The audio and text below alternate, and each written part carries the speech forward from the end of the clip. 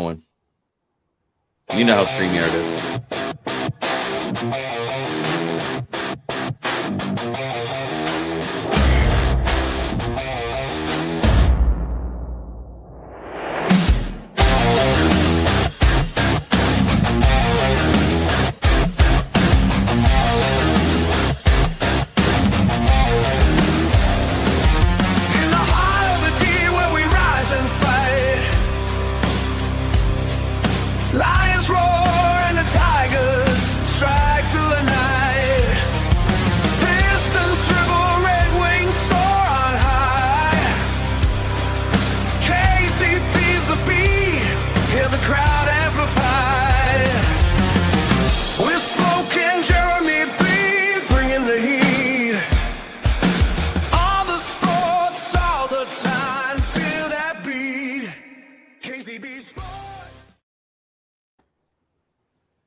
That's right. It's usually our most watched show.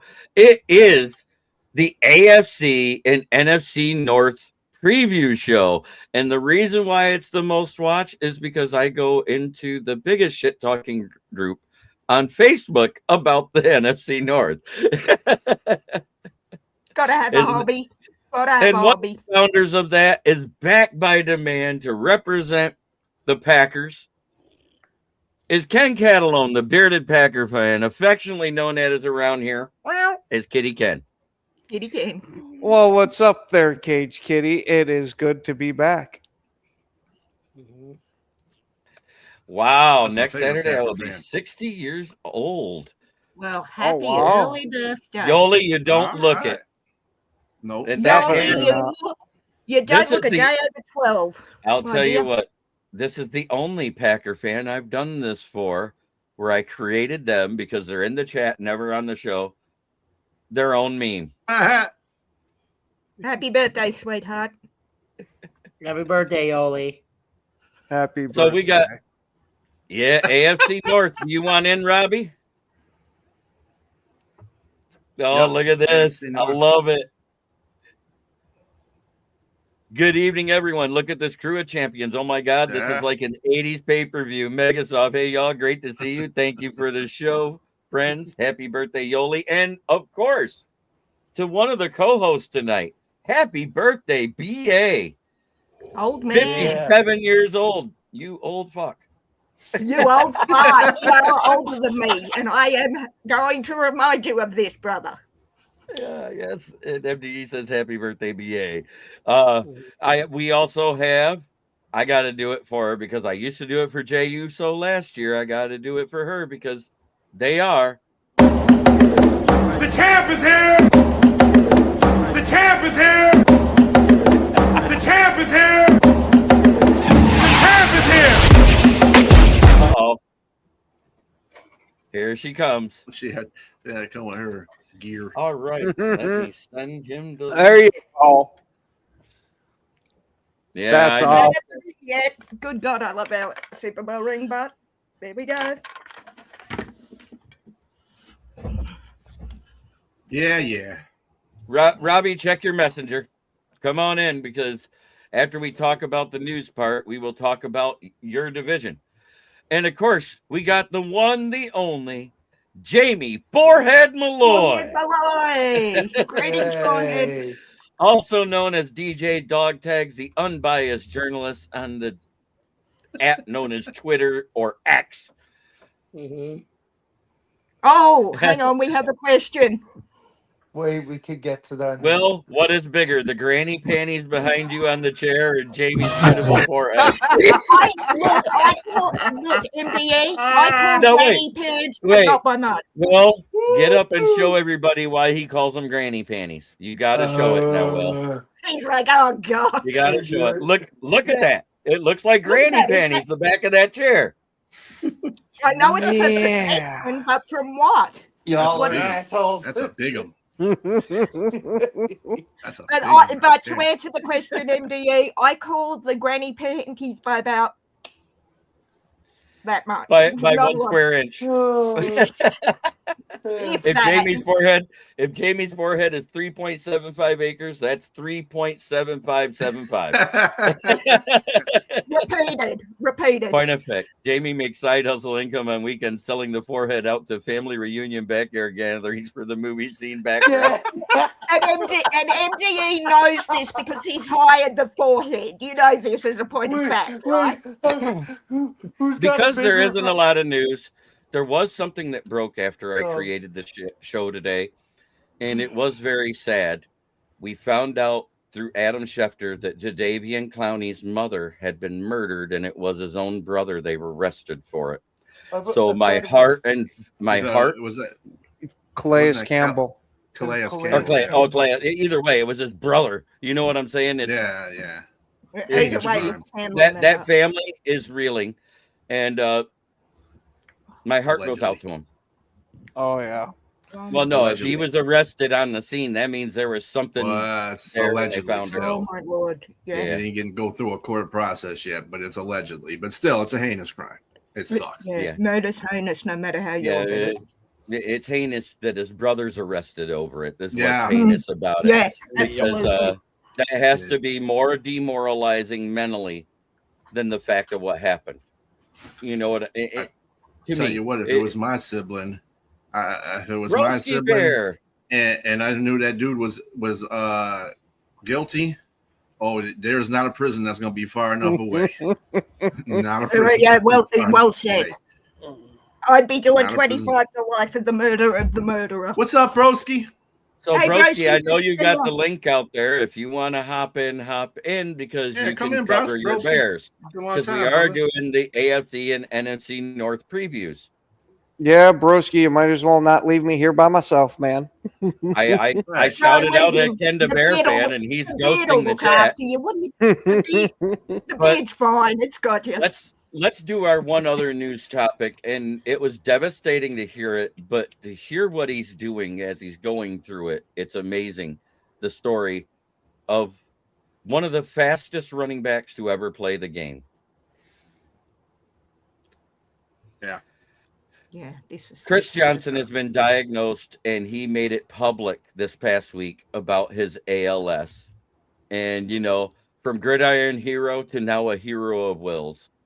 I figured that was the best way to describe it. That's my headline for the story. That's beautiful. Yeah. But tonight we're taking a ALS. moment away from the field to talk about someone who goes far beyond football. Former NFL running back Chris Johnson, one of the fastest players this league has ever seen, is now facing a challenge no athlete can outrun: ALS.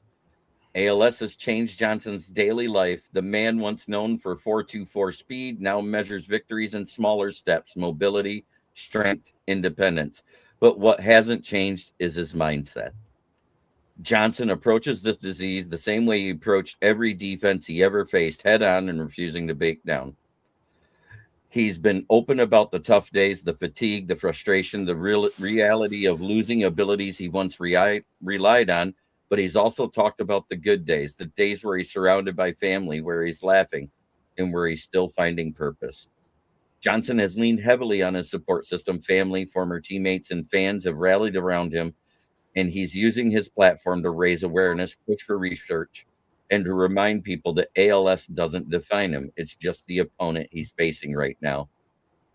Johnson's story isn't about a diagnosis. It's about resilience. It's about refusing to let a disease steal your identity, and about showing the same determination that made him a star, now aimed at something far bigger than football. Will, how do you feel about how he's facing it?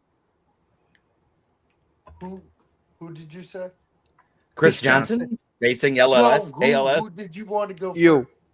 Me. I said you. Sorry. You know what?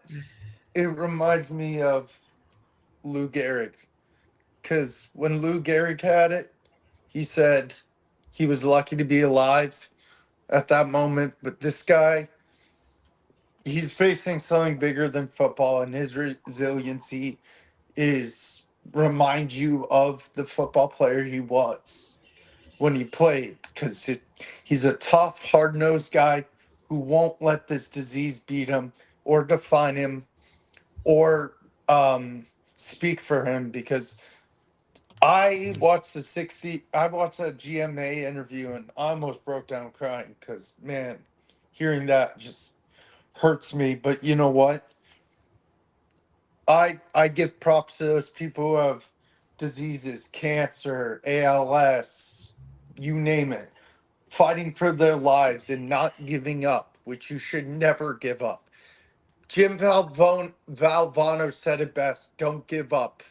Don't ever Don't give ever up." give up.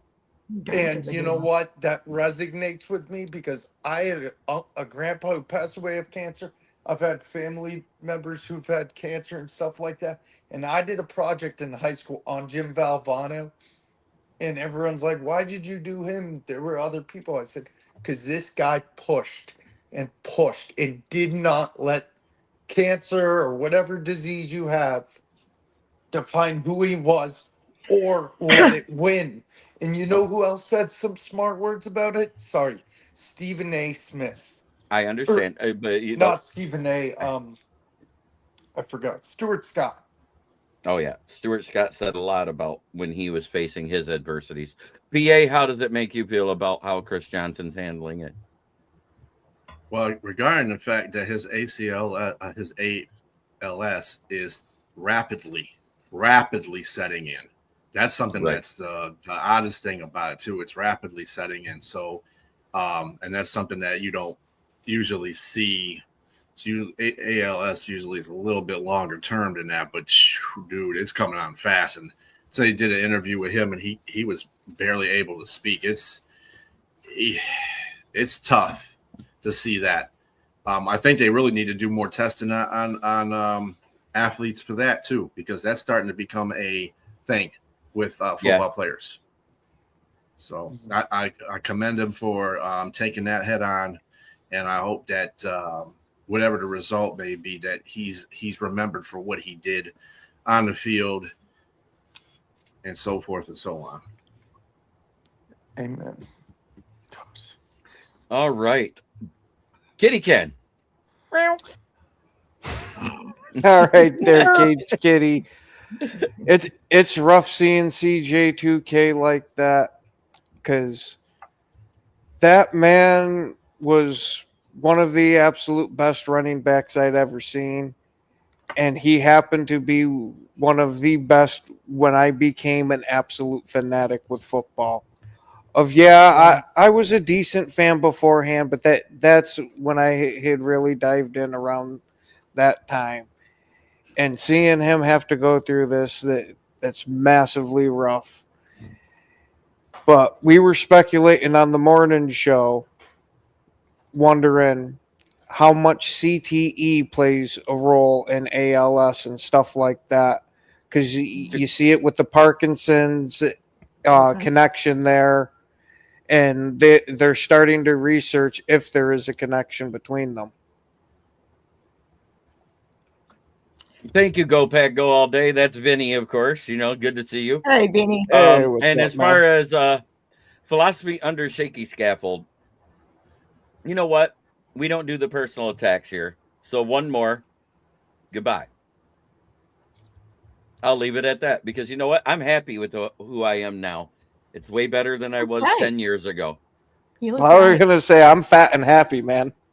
I'm There's still no fat and shame in happy. my. I'm just, I No was going to say there's no shame in my game. No shame, brother. but Hey, philosophy, get a haircut. How about that? but I am nowhere near as Hang on. But I am nowhere near as fat as I was 10 years ago when I had my heart attack. I'm 100 pounds lighter. So, and that wasn't because I had to. I wanted You wanted to.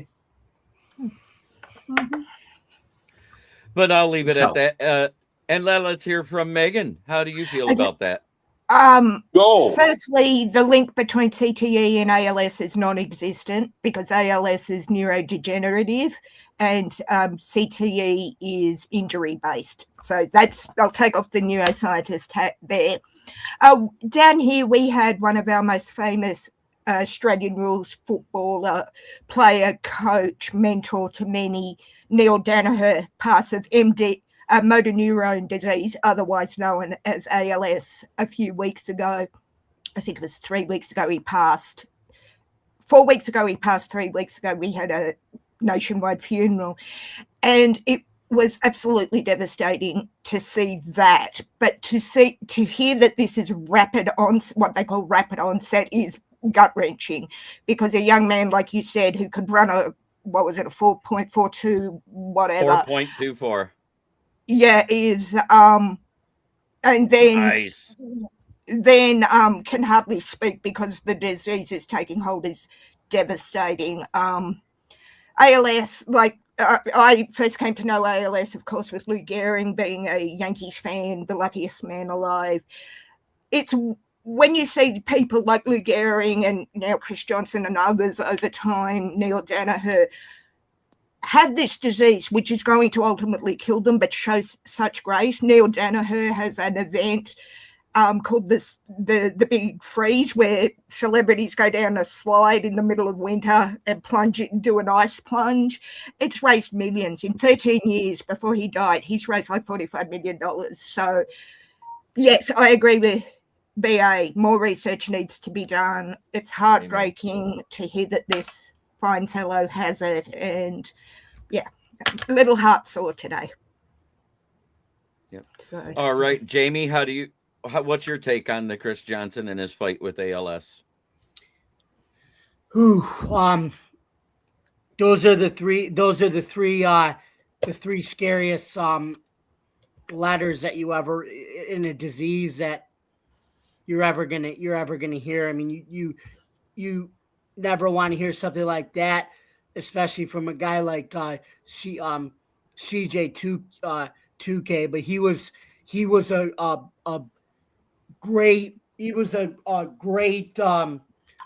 football player when he played about, I would say about a decade and a half ago. And like I said, he was probably the fastest running back. Like he was one of the running backs in an era where he proved that a running back who could be that fast in college, and especially in the 40-yard dash, that could actually translate in the NFL, because it hadn't really been done before until like Bush and Reggie Bush and Johnson and CJ Spiller and Peterson and those guys kind of set the tone for that. They were the guinea pigs of that era. But I hope whatever happens, he'll be remembered for the great football player he was. And I know him. He was tough on the football field, and he's still tough now. Not letting that disease get in his way of and things like that. So yeah, he'll be remembered as a one of the real running back, real running back, and a real solid dude too. So I hope he gets the love and support from his family while he's still here with us. So thanks for the little goal update. I was saying thanks for the play-by-play and the soccer. Yep. Watching it on another screen. So yes. All right. So that's the update. USA is up 2-0. So that's a good thing to know. But Broski, how do you feel about Chris Johnson? Yeah, I mean, it's gonna eerily remind me of Walter Payton. Walter Payton was the man of steel. Walter Payton died at the age of 45 from a liver disease, and I just hope that Chris Johnson, it seems like it's going to happen quick, and I hope he's not in too much pain for that long. Well, I love the fact that he has his family, friends, former teammates, and fans all rallying around him to help his cause and his platform grow, to help raise money for ALS research. I think more needs to be done. I think as we move forward, more stuff will be done because more people are going to specialize in things going forward, especially in the medical fields. And I hope it happens sooner rather than later. Yep. Because, and like Walter Payton said, never die easy. That's right. And he's not. That's what I loved hearing. The fact that he's hitting it head on and he's taking it on. And he goes, yes, I have bad days where it hurts and everything else and I can't move. But there's way more of the good days than there is the bad. And that's so awesome to hear. Megan? I was going to say it's very much like Neil Danaher. Towards the end of Neil Danaher's life, he couldn't speak, but he had like a tablet, like, a voice synthesizer. And his last words to his family and to the whole of Australia was play on, meaning raise the money, continue raising money in my honour, get doctors into research, get neuroscientists, but more than that, focus also on the ones left behind, because his family, because his was a slower form of it, they were told 9 months. He ended up having 13 years. So it's, like I said, to go, Pat, go. It's a death sentence. You hear ALS, you know you're going to die at some point. You don't know when, and that's the hard thing. And I think as a neuroscientist too, I agree. More needs to be done, more money, more medications, if that's it. I mean, I could rant about it. I won't as a neuroscientist, but I agree. Yeah. And just to correct something on there, Megan, yes, CTE is has been known to be a part of ALS too. 4 to 6% of CTE cases have shown either clinical or pathological features of ALS, a rate far higher than ALS in general population.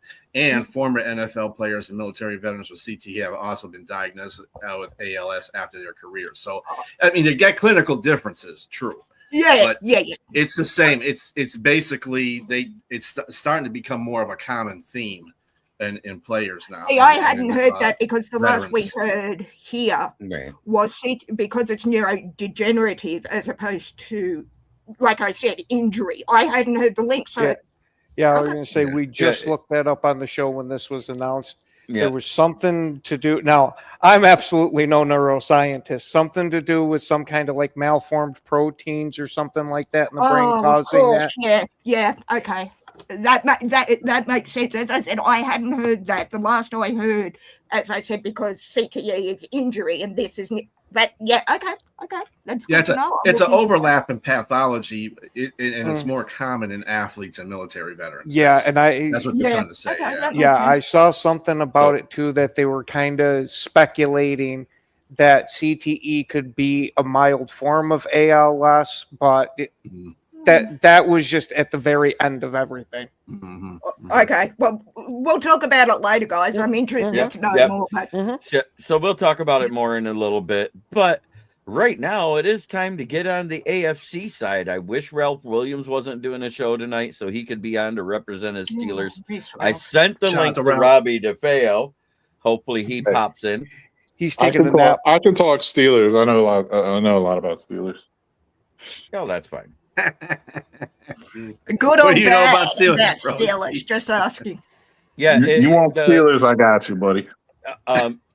The chances of recovering from ALS. Oh, speak about him, and he shows up. The one, the only, the magic and the building right on cue. My car just came back on. Okay.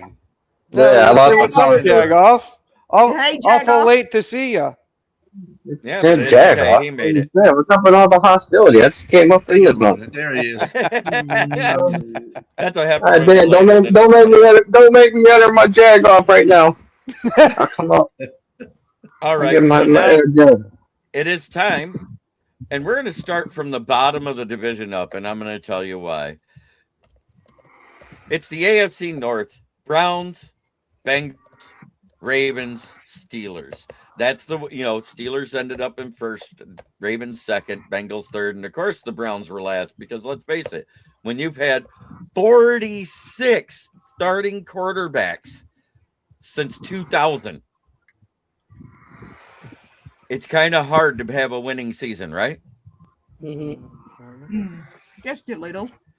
A little bit. That sounds like a Browns front office problem. Yes. So let's get into it. We're going to start with the Browns, and I'm going to give you the betting odds for the AFC North right now as a consensus between the 4 different betting sites. I can't name them out loud or we get flagged for stuff, so I'm not doing that. The 4. They shall remain nameless. The long shot is the Browns at plus 2,000. So think about that. It's 200 to 1 odds is what that means. Throw a $10 bet as a flyer. What the heck? Why not? Because if you win, you get $2,000. $5 on. I mean, the sleeper this season is the Steelers at plus 500. The best value is the Bungles at plus 210. And the favorite is the Ravens at negative 115. I'll take the Ravens, thanks. All you missed is we talked about Chris Johnson and his fight with ALS and how he's using his platform to help fund research so far, Nick. Right now we're talking about the Browns. I'm going to start with you, Yinzer. Where do you put the win range? What is your floor for how many wins they can get and their ceiling? Mine is pretty close to the same on both sides. I give them about 4 for the most. I think they're going to suck, and I think they're going to get the first round pick. First overall pick, not first. Wow. Who's their quarterback, man? Like, isn't there rumors of them trading Shador? No, the rumors, I don't give merit to a lot of those rumors because, let's face it, Deshaun Watson hasn't been good since he was a Texan. Yeah. He can't stay healthy ever since leaving Houston, you know? Right, because he can't get the massages anymore. Yeah, like, I think I think the starting quarterback will be the Gabriel kid by, like, week 6. Yep. You had to go there. You had to go there to stop me going there. God bless you, sir. Yes. Defense, they got a good. They got the good. Well, they had a good defense. They traded it away. I can't say they have a good defense anymore. But offense was their only problem before trading Myles Garrett. Ooh. They couldn't get the quarterback position right. Nick Burton went bold. Oh. What Lizzie! Texas, and yes, go Texas. Hey, hey, Liz, good to see you. Glad to see you on here. Hey, Liz. Texas is full of Jagoffs. Nick Burton says that Browns, if Shaduki starts, the Browns go 0-17. I think 4. I think 4 is the most wins they get. I just can't see them getting over 4 wins. Okay, you know, Broski, what is your floor and your ceiling for the Browns? Yeah, the Browns are a 3 or 4 win team. I mean, there's no need to overthink this one. Yep. You know, I think they do have some good young talent on both sides of the ball. I like, I like the head coach hire, Monken. I think, this is just a flyer year. This is a bridge year at quarterback for them, and they just need to play the young guys this year and see what they can do, and hopefully they get a good draft pick next year and get a quarterback next year. Yeah. Jamie Malloy.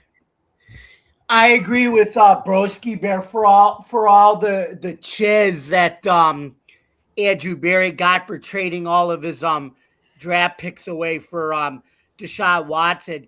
If you look at when the last 2 years when he's collected, he got a lot of draft picks back, and I think his 2025 draft class was pretty good, and I think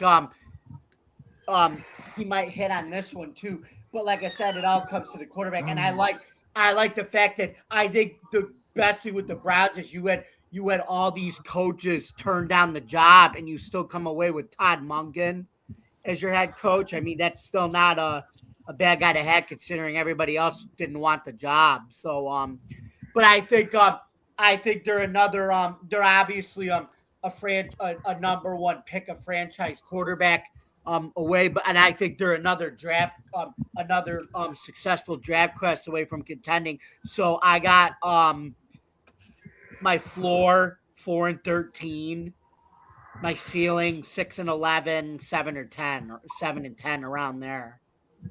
Okay, Megan. Exactly what Jamie said. I can't say it anymore.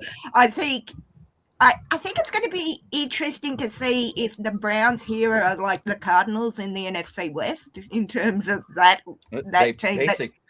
Other than when they had Baker at quarterback, that's basically what they've been. Yeah, that's what I'm saying. I mean, I wish both teams the best, but I'm with Jamie. Okay. 3 to 4 bottom, and anything else is a miracle. Let's just say it like that. All right. I got to be a little optimistic, don't I? So, Kitty Ken, what do you think about them? Meow.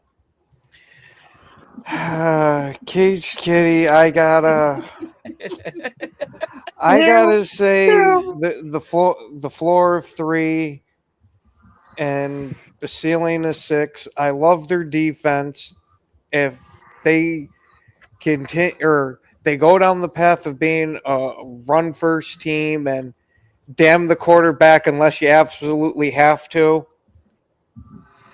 I think they can pull off that 6 wins. I don't think that's too unreasonable with that kind of defense that they have. But they're the Browns. We see them find ways to screw everything up in every way possible. What's that? We're the Cleveland Browns. Yeah, I was just punts. The mistake by the lake. All right, BA. I'd see their ceiling at 6, and I see their basement, which they're going to be anyway, at 2 wins. So I think between 2 and 5, you got to understand they got a new coach. Mm-hmm. They took away Myles Garrett. They got Jared Verse, who was a very good player. Don't get me wrong; he's a very good young player in the team. He's not Myles Garrett though. Myles Garrett basically kept the Browns in a lot of games last year, and they still sucked. Think about that. So without him on there, and then you got the quarterback controversy going on, I think they did a very good job drafting this year, but like it's going to take a year or 2 for that to catch on for that team. So yeah, I got them the bottom being 2 and their top being 5. All right. Well, Their floor 0, their ceiling 0. No, I'm kidding. Wow. We're all thinking it. Worse than the injuries. We're all I like it. I'm kidding. I like it. I got no. I was kidding. Floor 4, ceiling 6.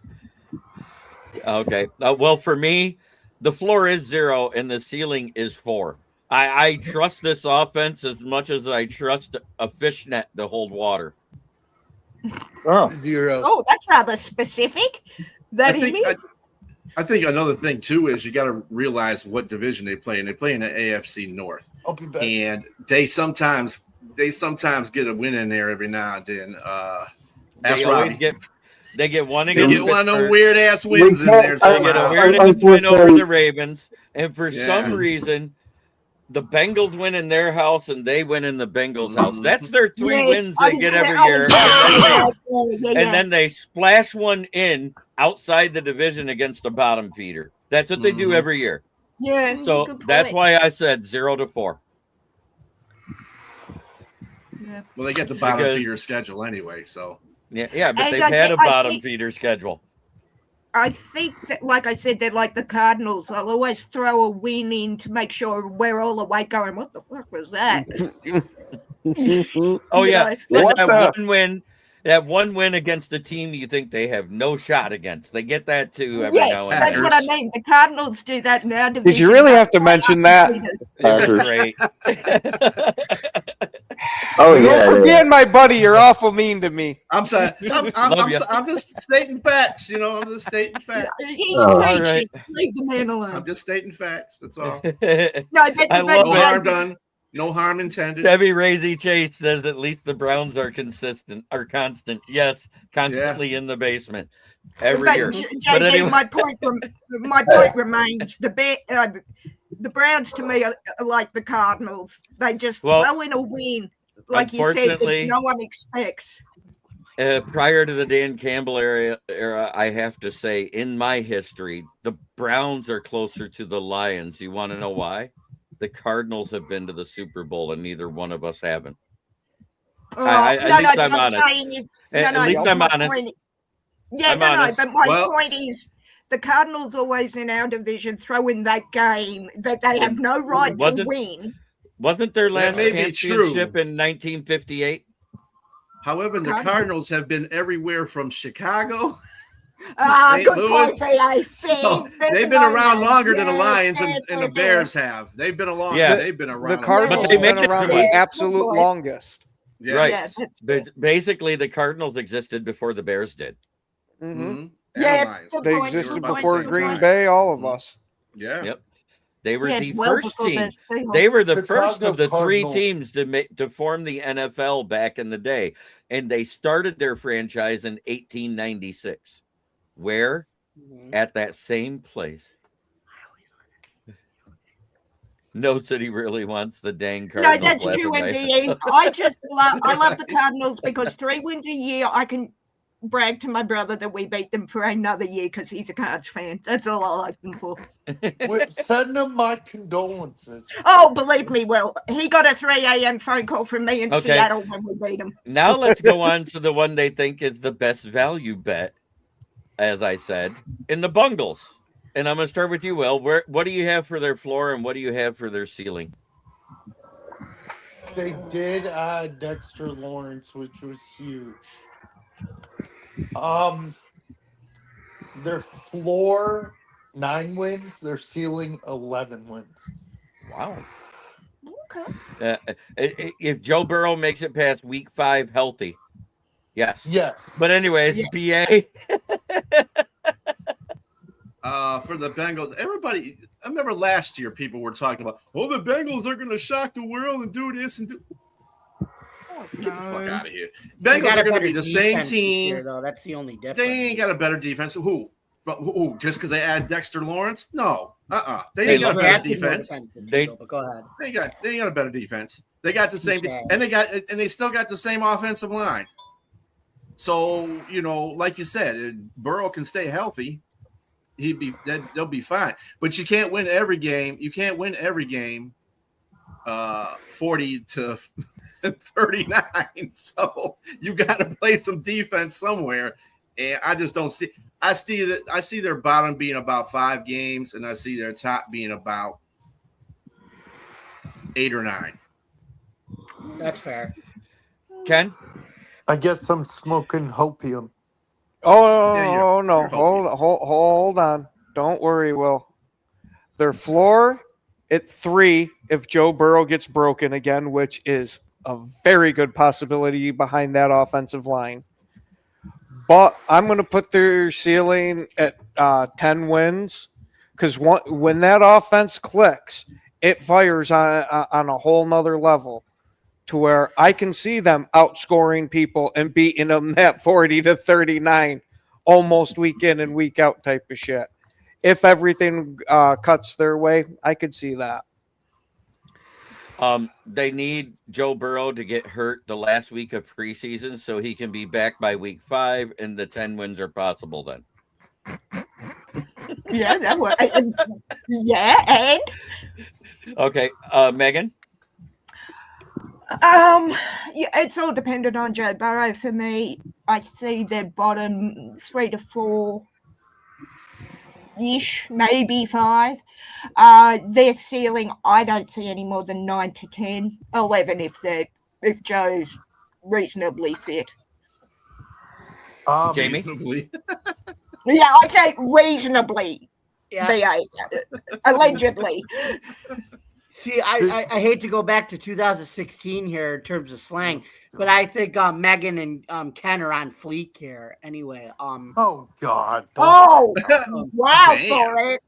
At least I don't headbutt the ceiling when I walk in a room, just saying. no, on fleek means you're on point, Megan. That's a compliment. No, I know. No, I know. on point is good. On point is good. That's what on fleek means. Yeah, I Yeah, know. I I thank you, Cher from Clueless or Mean Girls. I do know what that means. I have seen those movies. Hey, Okay. she called you a mean girl. Anyway, Oh, no, I'm the Mean Girl. anyway, Take it. can I do my predictions now, Yep, please? go ahead. No. Yes. Sorry, Jamie. Anyway, I think they're both right though. The Bengals are just every year they're the ultimate boomer bust team, and if Joe Burrow doesn't go, if Burrow does if Burrow does go boom in the season, 4 wins is my floor. But if he keeps his bum up, even with that offensive line, maybe 9 to 10 wins the ceiling. They're the ultimate boomer bust team. That's what Jeremy always talks about, how he has the widest floor for Cincinnati. That's my widest floor for them. JB, I want to announce that. Go ahead. You know, No, we already did. It was announced in the chat. I put it up. Go ahead.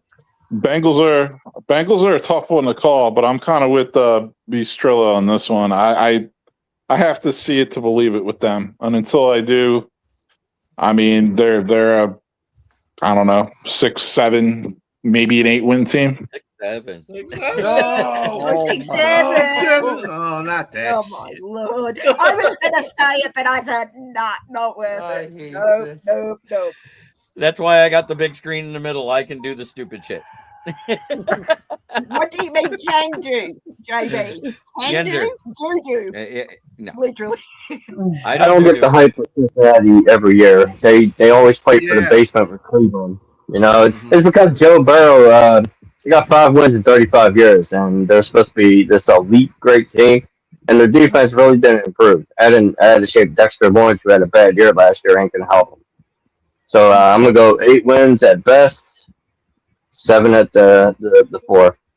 That's what I'm saying, Yinzer. Like, even if Burrow's healthy, I don't know if they really have the team around him. I mean, yeah, they have a couple stud wide receivers, but other than that, what else do they really have? Right. And Burrow's a great quarterback. Let's not take that away. Burrow's a great quarterback. He got to a Super Bowl with a messed up offensive line. And you know, he's just on a wrong team. He just needs to be on somebody else's team. He's kind of like the Matt Stafford of that. They traded a first-round pick for a dude that had a half a sack last year. What? Hey, I love it. Born at 6:12 a.m. on July 4th in Blue Earth County, Minnesota. Love it. Happy early birthday to you. Happy early birthday, Minnesota. Anyway, today is BA's birthday up there for the 1st. So today is Canada Day too. Second here, but I'll go back in the DeLorean.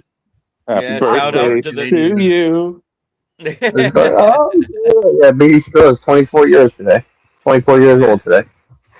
I was going to say he was 13 and change. I got your back, B. 13 and checks change. in the mail, buddy. Oh, okay. So my prediction is their floor is, I'm going to go one above what I said, the most that the Browns could win. 6. My ceiling is 10. Because if their defense does click, they are good, and they're good enough if Burrow is healthy. If they're not, they're a 6-win team. I don't remember Burrow having a lot of concussions. I just don't remember that. It's all been ankles and knees. And buddy, do you know where you're at? Yeah, Cleveland. What day is it? Go to the bench, bud. But Poor Joe. Poor Joe. Look what he has to deal with. Thank God they traded away Myles Garrett, because now it's Jared Verse instead of Myles Garrett. But still, he has to deal with him twice. But he still has to deal with he still has to deal with Trey Hendrickson twice with the Ravens, and then he has to deal with T.J. Watt with the Pittsburgh Steelers twice. I was about to say. That's a lot of sacks coming with that weak offensive line. That's all I got to say. Yep. That being said, now it's on to the Ravens. Oh man, nobody said anything. But anyways, I was going to start down there, but since he walked off, we'll start with Will again. Will, what is your floor and ceiling for the Ravens? They've got a new coach. Lamar's got new weapons, but Lamar's been injury prone lately. But still, floor 8, ceiling 10. BA? New coach. He's a defensive. This is what's his face from Michigan, right? That's the coach now. Yeah, Jesse Minter, defensive coordinator. So I don't think they're going to lose too. I see, the thing about this is when you have Harbaugh in that situation, you kind of know where to pick Baltimore at. They're usually in the top two Mm. in that division. But with a new coach, Minter being the coach, I don't And know. no Todd Monken. No Todd Monken. They don't have an offense, and Lamar was struggling last year anyway. So I don't know. And then let's not forget their center went somewhere else. Oh yeah, their center is going to be deal. protected. Big deal. Mhm. That's a Mhm. big deal. You weren't here on that show when I did the AFC West preview, so I got to ask you. Even though they got Tyler Lindenbaum, when Kirk Cousins come out and said, "I didn't come here to be a mentor to Mendoza. I came here to fight for the starting job." It sounds like there's friction already. Well, I mean, that's bullshit. He's going to teach that boy. I don't think he's going to go out of his way to be, like not cordial, but at the same time, he's there to play football. I think that's what he means. Yeah. But I just wanted to get his opinion on that, because if that ends up being a butting head things throughout the offseason, that might. I think that team will go as far as Cousins will take them, and if Cousins messes up, then you got Mendoza waiting in the wing. I mean, I do think Mendoza's going to play next season. It'll just be later in the season. I think it'll be like by week 7, week 8. Yeah, that's what I'm looking at too. Yeah, but as far as the Ravens are concerned, I think the bottom for them. I think the bottom for them will be about 7 wins. That's the bottom. I think their ceiling could be 12, maybe, depending. Like I said, thank you, Liz. It could be. Yeah, I'd say 12 would be their ceiling, and 7 would be their bottom. I think they're a good enough team. They got enough talent on that team to win 12 games, but we'll see. Like I said, the coach is the big deal. You change your coach, that's a whole big deal. Kitty Ken? Caged Kitty, you got to give me a floor of 6 and the ceiling of 11. We saw a bit of cracks start to show with the Ravens last year. You got a brand new head coach. You got no idea what the hell this guy is going to do in the league. So I wouldn't be surprised if we start to see the wheels fall off the Ravens. I just kind of get that feeling a bit. And we've speculated on the morning show that Lamar Jackson might be out of there. So it wouldn't shock me. All right. Megan. BA's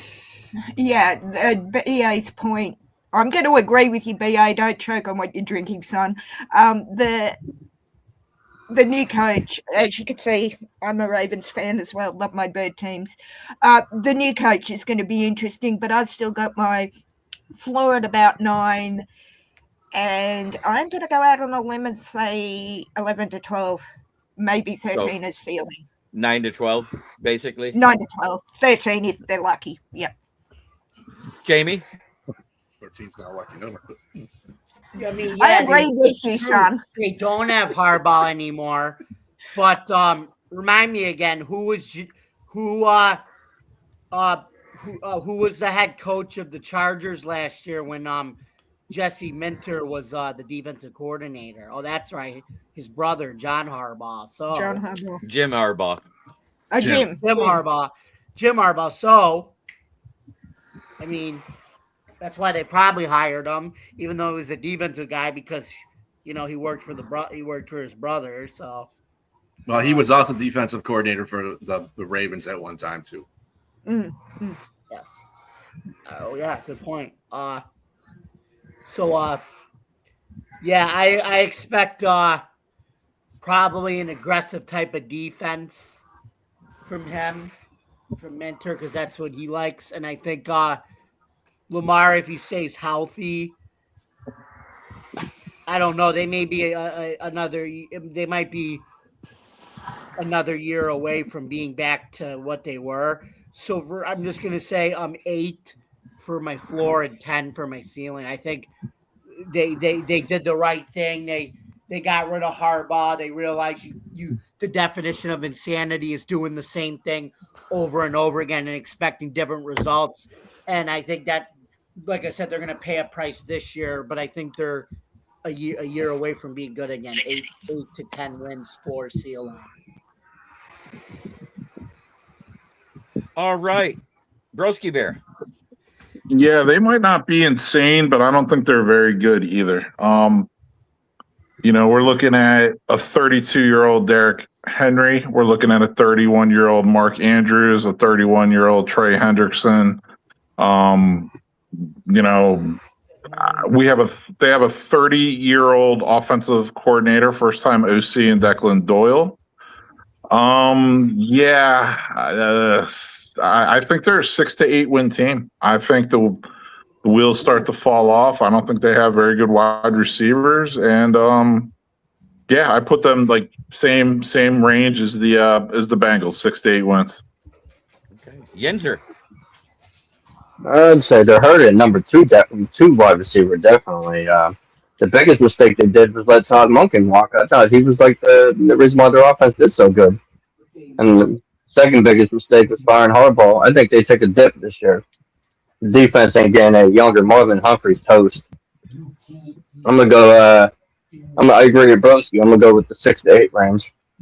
All right, I do have their floor at 6. And why? Because I think they're one game better than the Browns on accident.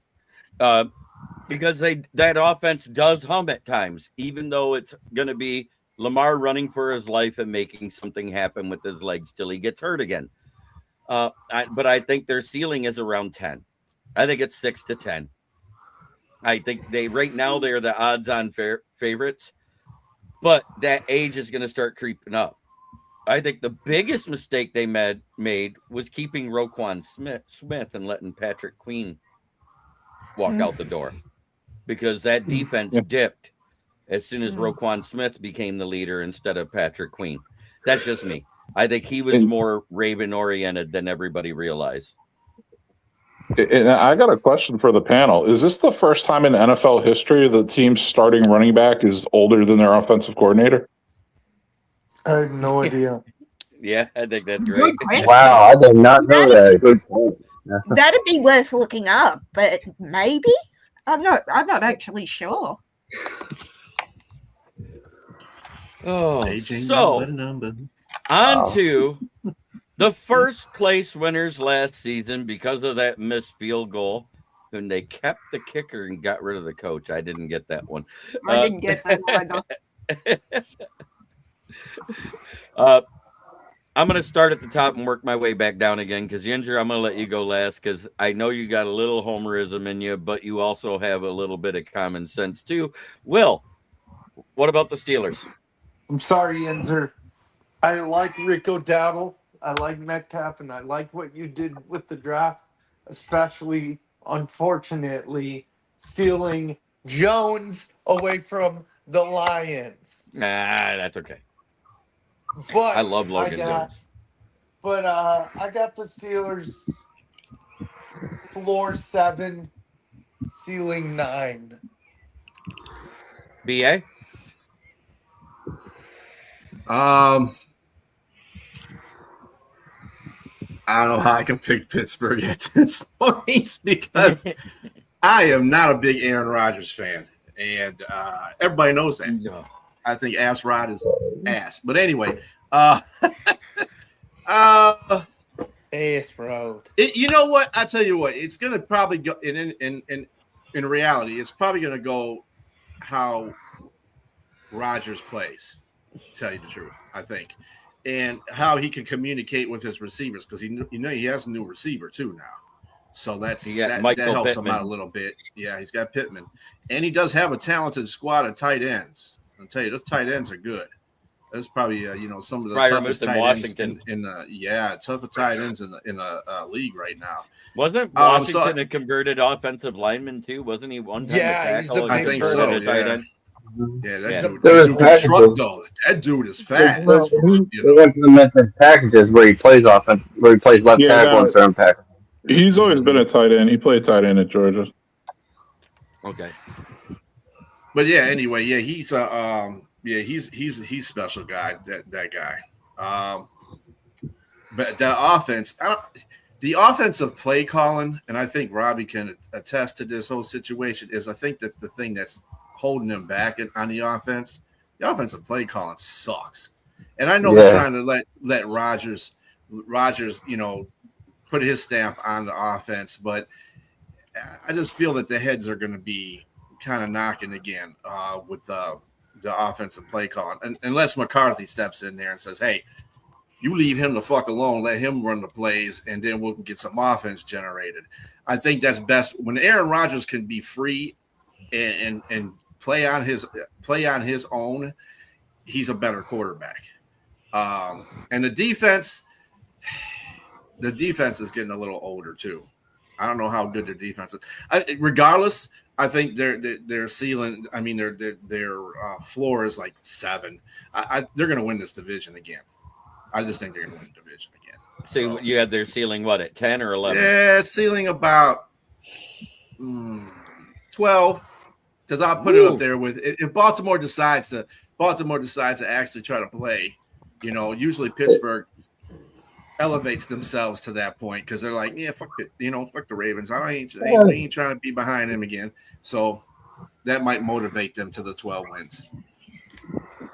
He's not wrong. Yeah, exactly. All right, Kitty Ken. Well, Cage Kitty, they got Aaron Rodgers. I had to do it. Oh, well, Aaron Rodgers last year, even with the Steelers taking a step back, still somehow posted top 10 quarterback numbers. They've added to this offense, and I actually like the way they have this offense set up. But I gotta say I am worried about their aging defense and the relationship between Mike McCarthy and Aaron Rodgers. I've seen this firsthand. I know how this goes. Aaron Rodgers will go along with it for a little while, but eventually he's going to get tired of Mike McCarthy since he's been running the same playbook since 2007. Hey, that playbook is still featured in Madden 2007. We're going to say it was an absolutely awesome offense back in the day, but people have figured it out. So you're gonna see Rodgers be the one calling plays here eventually. So give me a floor of 7 because I still think they're a competent team.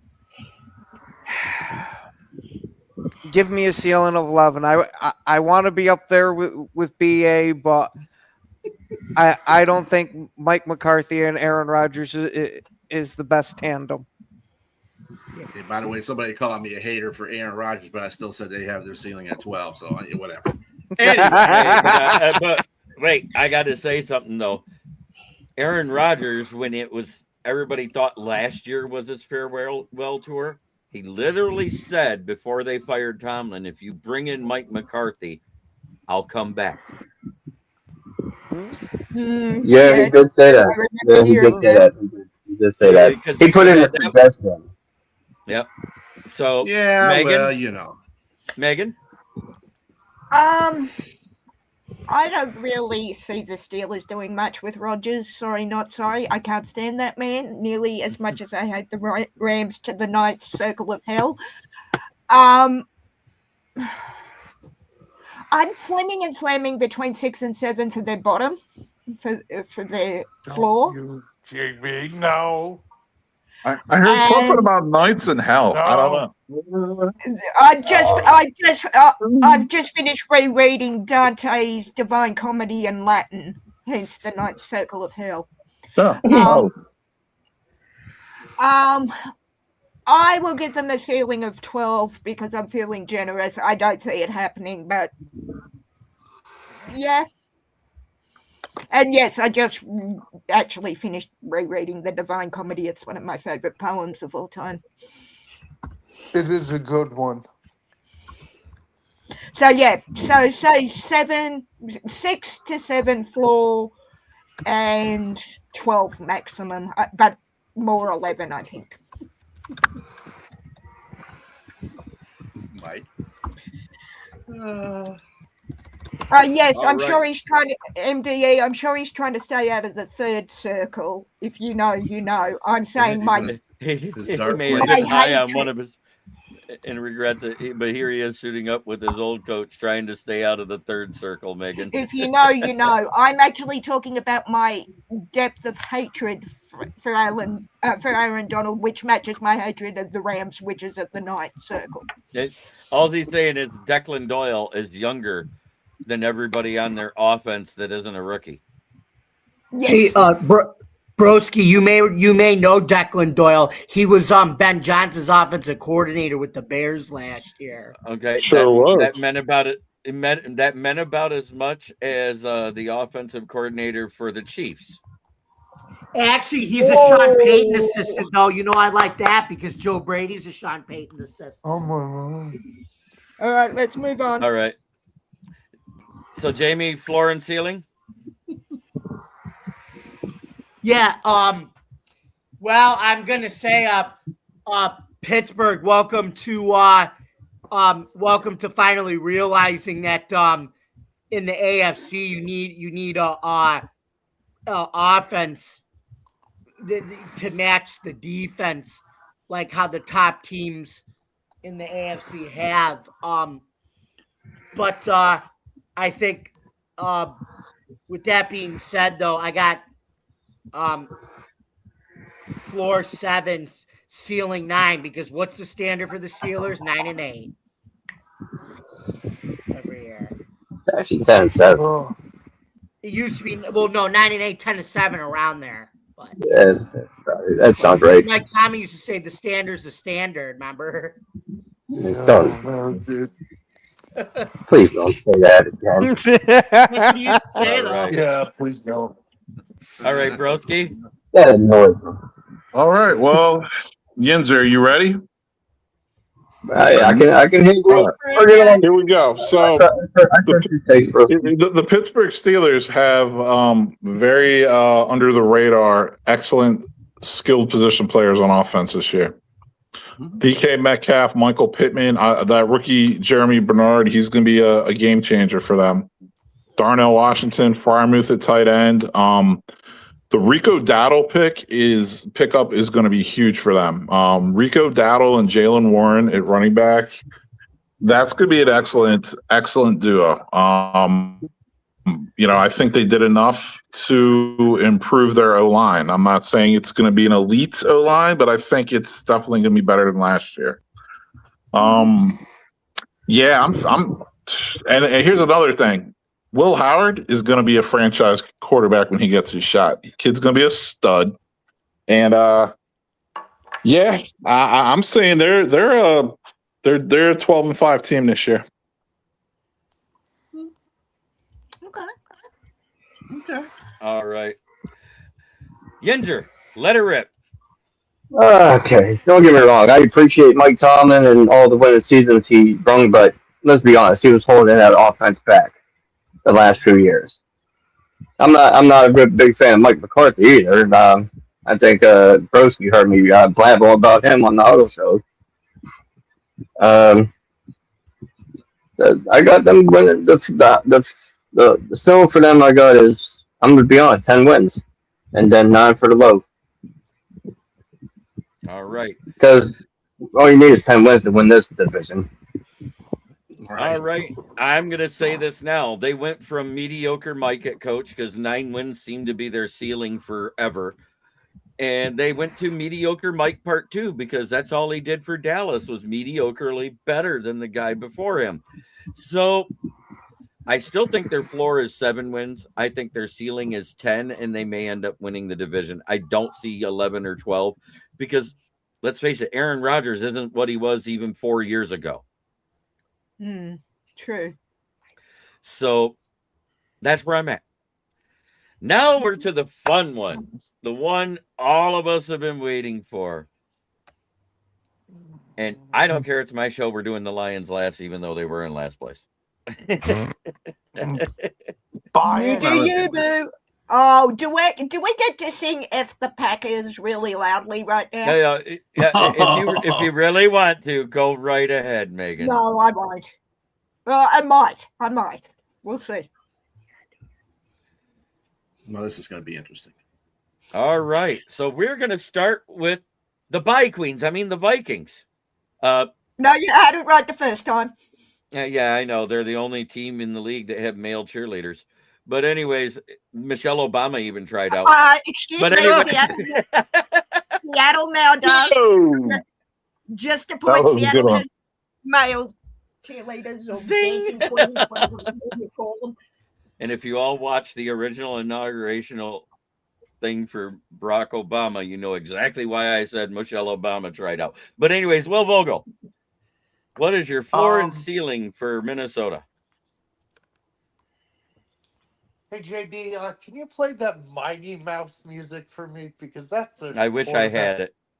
Oh, I don't have the soundboard anymore. I'm using a real mic now. I freaking hate. Okay, anyway, Mighty Mouse is their new quarterback. They also have Mr. I'm 9. Don't call yourself that. You're not that good. Floor 6, ceiling 9. BA. Question. Thank you. I hate Minnesota. Sometimes I but you know. can't never gauge what they're going to be like because they go through different changes like every off season. So this time they got the elf being the quarterback or competing to be the quarterback with JJ. And I mean you got JJ. So I know people say KOC is a quarterback. Don't forget they brought back Carson Wentz again. God, he was a starter. Yeah. How long? Just Come on. throw that one to the side. You don't care about Yeah, Carson Wentz in anymore. the recycling. But between those two quarterbacks and the fact that KOC is supposed to be a quarterback whisperer, which I just say if he's a quarterback whisperer, how come it didn't work with JJ? So I'm trying to figure out. But anyway, we know why. We're Michigan fans. We know why. First of all, JJ is a capable quarterback. He was just put into a bad situation because Minnesota's a sucky ass drafting team. They picked a quarterback that should never have been picked in the first round in the first place, and went up to get him. Dumb. Then they had Sam Darnold, who should have stayed another year, and dumb traded him. I mean, he let him go, so they put JJ right into the fire. You can't. JJ is not an elite quarterback. He's kind of like almost on a. Well, I ain't even gonna say that. He's a capable quarterback that can win you some games. He's not even a franchise quarterback, but you got to give him that space, and they didn't give him that space. Minnesota just fucked himself totally up with that whole situation they did last year. So, in bringing in the elf, I don't know. He might be better because he can move out of the pocket, but he's prone to make mistakes. He's going to be pissing KLC off in the middle of the season sometime. He probably is going to yank him out just because he's pissing him off. MDE, I love this. I got to say it before you give your floor and ceiling. Every time the Vikings win a game, Happy Meals are half price in the greater metropolitan Minneapolis area. Breaking news, if JJ wins a starting role and Minnesota wins, it's free hair clips at Supercuts. Or they could throw tampons on the field, like tampon. I was going to say, I was hoping if Kyler does well at QB, I'd get a free Xbox Game Pass for Call of Duty. Nice. True. Oh, you're on his team. I got it. Yeah. But anyway. No, I'm not on his team. I'm just saying he loves Call of Duty as much as I do. Minnesota. What's the floor? Yeah. The floor for Minnesota can be 6. Their ceiling can be about 10 or 11. Like I said, it depends whatever quarterback. If their quarterbacks work, they got capable offense. They really do. They got really good offense of offensive skilled position. So it's not Sam Darnold. They were 14-3 with Sam Darnold. And they didn't have as much offensive capability as they have now. So, yeah, you don't know. I don't know. Yeah. Throw it up in the air. Kitty Ken.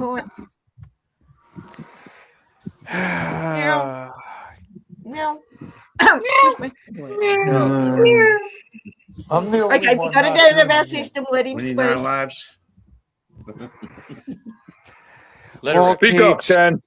Well, there, Cage Kitty, I gotta say, Minnesota to me is the absolute biggest question mark. That they are a huge boomer bust. If KOC is the quarterback whisperer and can fix Kyle Murray, I think he is going to be absolutely dangerous in that offense.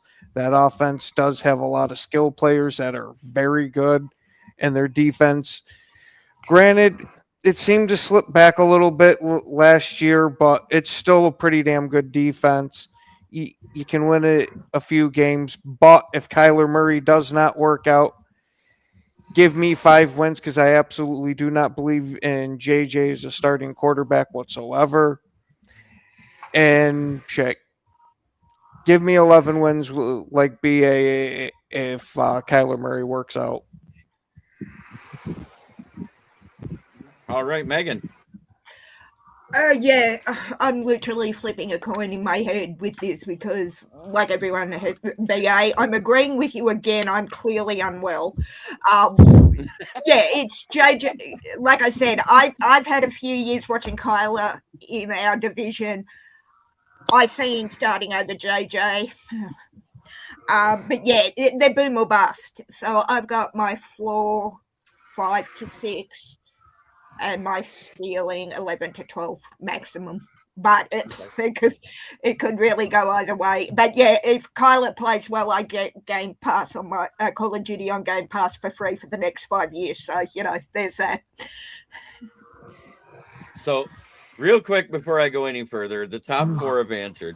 The NFC North betting odds. The favorite are the Lions at plus 180. The top contender are the Packers at plus 215. The dark horse is the Bears plus 305.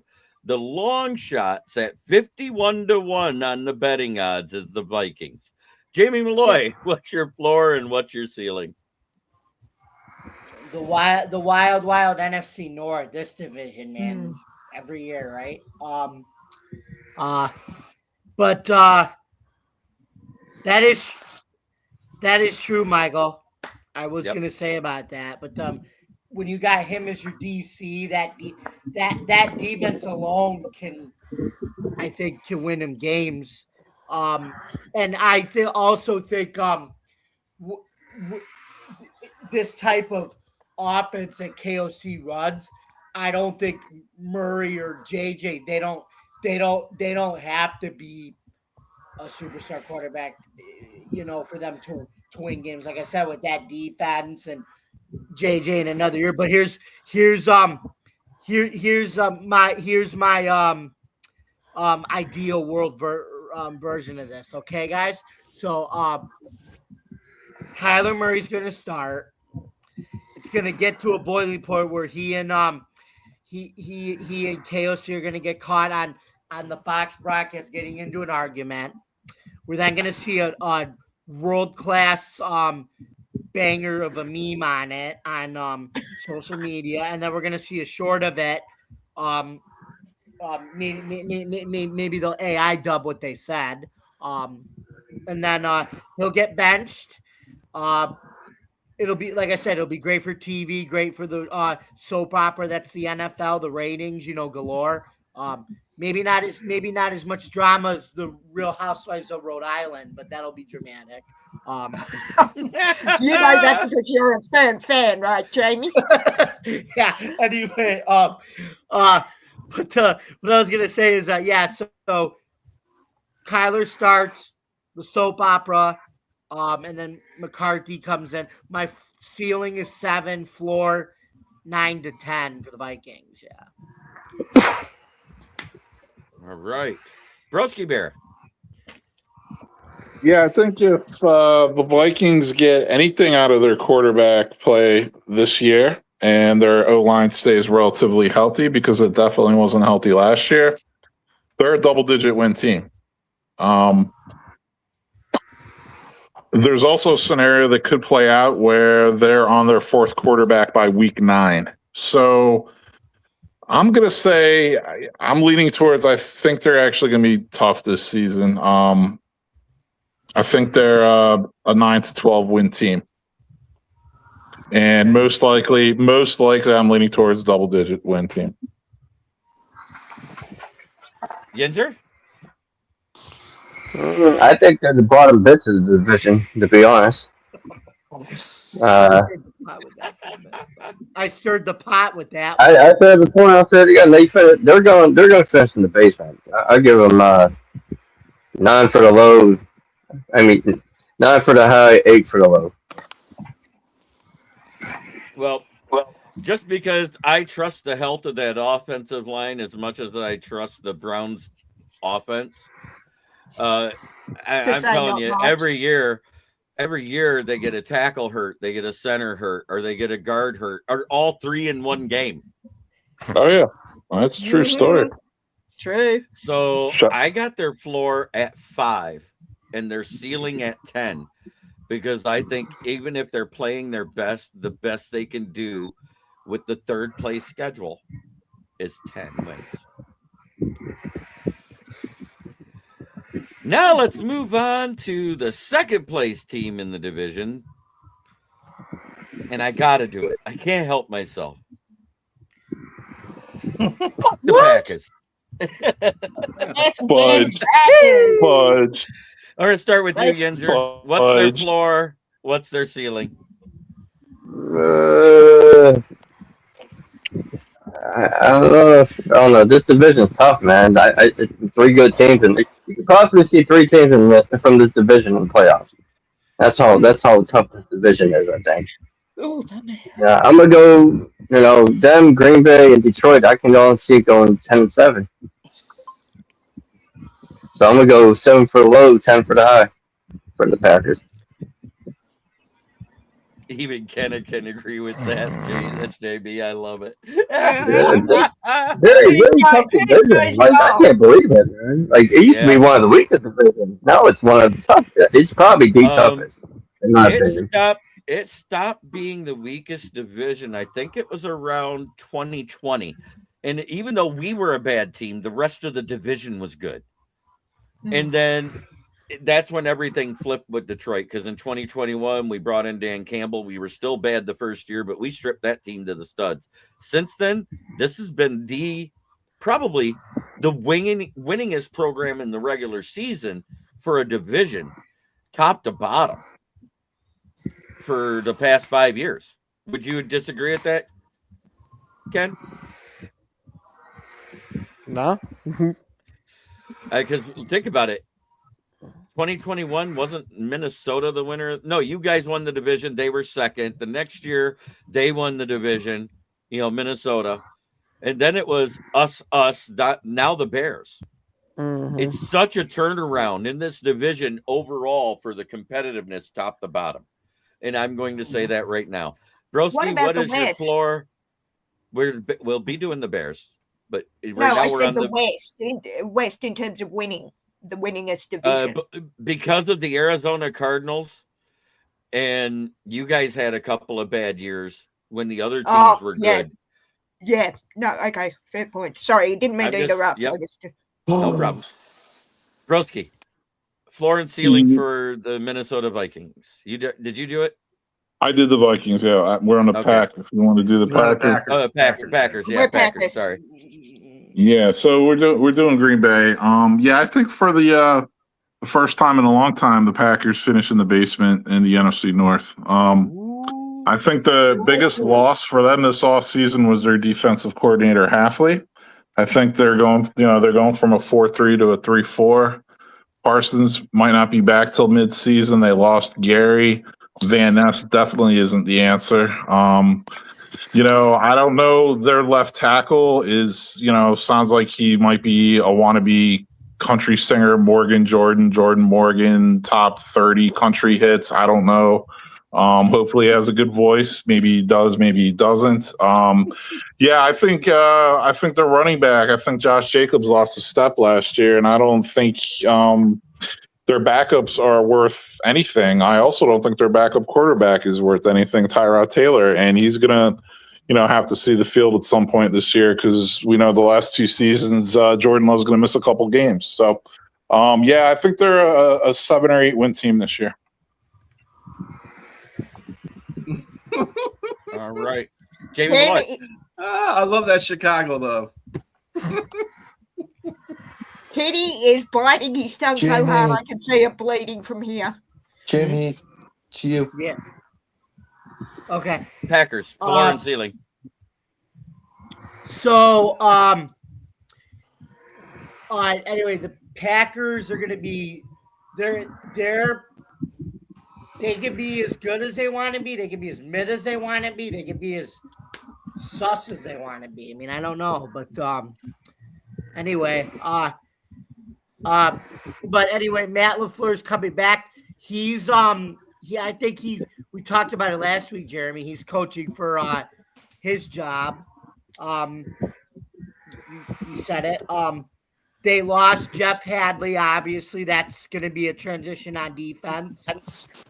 The offense, I still think it's going to be weird.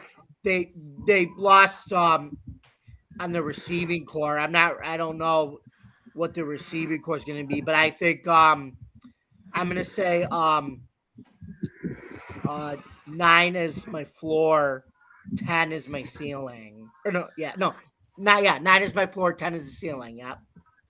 All right, Megan. I have my floor at 8, my ceiling 11. 12 maybe, but 11 for sure. All right. Kitty Ken, let her rip. All right, there, Cage Kitty. Well, Green Bay's receivers now have a defined role in this offense because we saw how well that roulette wheel of who's going to be the number 1 receiver by committee bullshit went. That didn't produce. We got rid of Dobbs, and we also have now promoted Watson. It seems like at least to have the starting leg at being the number 1 receiver by the contract that we gave him. And if not, there's read that he will be battling out to be the number 1 receiver.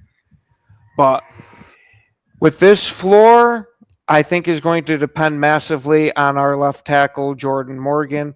Me personally, I do not have a lot of faith in this guy. You can't get around him. He is very good that way. But as we saw in that Bears playoff game, they figured out you could just push him into Jordan Love's lap. And that was just as good. So if Jordan Morgan does not work out, give me a floor of 8, and that would be enough to get Matt LaFleur fired. But with the other hand, for the ceiling, Matt LaFleur has now supposedly gone back, taken out a bunch of plays out of that playbook that did not work, has gone back and re-highlighted plays that worked extremely well for this team. So give me 13 if everything goes our way. All right. BA. I just had to listen to what Ken had to say, just to, jump on that whole situation. I think that you're still going to have problems right now with the receiving core because you like you said, you're still looking for a number 1 going into the season because you got 2 guys battling for that position. So you're still looking for a number 1. The thing that pisses me off about the Green Bay Packers is Jordan Love. This dude has been playing football for what, 3 years now? Actually playing football. This is his 4th year, going on his 4th.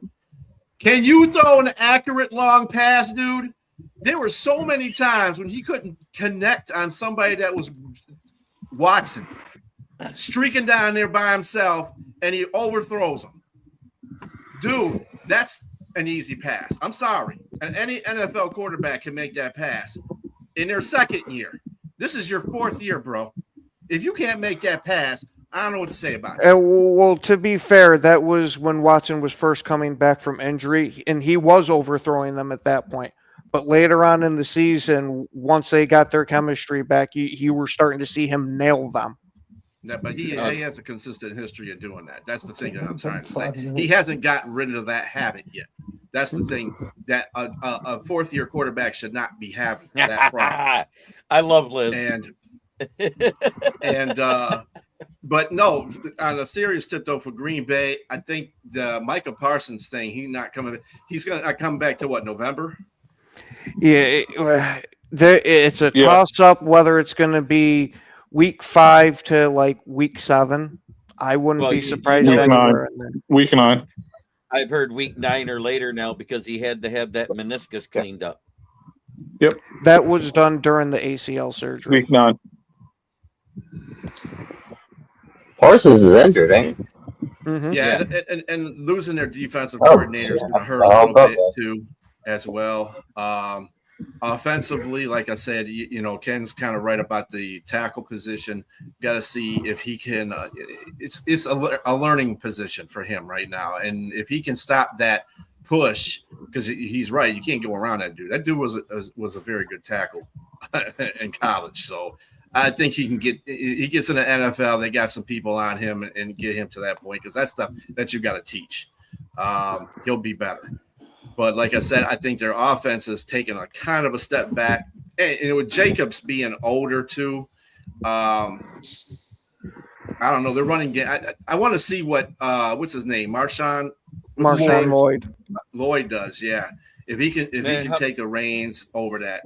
If he can actually stay healthy. Yeah, if he can stay healthy. He's had 10 snaps in his career so far with Green Bay? Mm-hmm. Yeah, 11 if you count his you know what he is? He's Kerryon Johnson heavy. I'm sorry, I had to put that in there. Anyway, no, my floor for Green Bay is 8 and my ceiling is 11 as well. Well, I've got to go after this. Do you want me to run off the teams? Go ahead and do Packers, then Bears, then Lions, then. Yeah, sorry, guys. I have to go. Packers, floor 8, ceiling 10. Bears, ceiling or floor 8, ceiling 10. Lions, floor 10, ceiling 12. All right. Shout out your channel as you head out. WVOGS 18. I'm here with JB on Wednesdays and Fridays. All right. Thank you, Will. Have a great night. Good to see you, Will. I'm going to move some people around to make this better. I have the floor at 8 wins and the ceiling at 11 for the Packers as well, for all the same reasons, for all the same. Everybody said, they already said everything I had looked up, and I said 8 to 11. I'm going to settle. I looking at their schedule with that second place schedule, they do have a couple of tougher opponents outside of the two divisions in our division that they play. They do have a couple of tough opponents, and I could see it ending with almost the same record as last year with the 9-8 overall. Hey, don't they have to play San Francisco this year? They have to play at the Rams. No, we have no issue with San Francisco during the regular season. We beat them in the regular season. Yeah, it's the playoffs that we get bent over. The playoff record against them sucks. I don't know. I think it's because, like Aaron Rodgers, your coach, Matt LaFleur, is a closet 49ers fan and can't beat them in the playoffs. No, damn. Yeah, they got a real tough run, man. They got to play the Patriots, Vikings, Rams, Saints, and Bills. And if you don't know, the Saints are my sleeper team in the NFC this year. They're not mine yet. I think they need another year. But anyways, so now we're going to move on to the first place. Well, let me put it up there right. I got to do this right. Fuck the Bears. Hey, it's the Chicago Bears. Wow, you're talking my language. Champs, baby. All right. I'm going to start with Jamie since Yinzer's talking to somebody. I don't want to interrupt this conversation. The Bears. Let's see. Caleb Williams back for another year. On the Madden cover. I mean, That's doom right there. Can be. What did they? Let's see. They lost. As I mentioned with Broski Bear, they lost Declan Doyle, offensive coordinator, to the Ravens, and they promoted none other than the little brother of Cincinnati Bengals head coach Zach Taylor, Prez Taylor, from passing game coordinator to their offensive coordinator, and it makes sense because all those trick plays, that you see Ben Johnson run, he wants to do that with Prez Taylor, because for those who don't know, Prez Taylor was actually the Eagles offensive quality control coach in 2017 when they won the Super Bowl, and he was part of the Philly special. So I'm pretty sure that you're going to see a lot more of those type of trick plays with him and Johnson, combined together.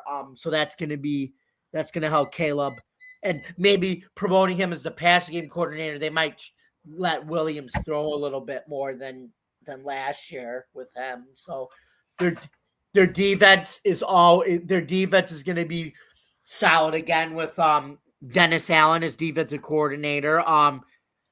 Another guy that's a Sean Payton assistant.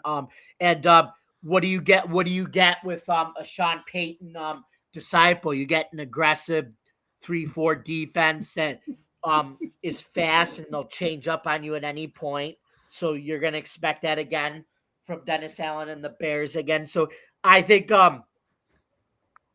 I think the Bears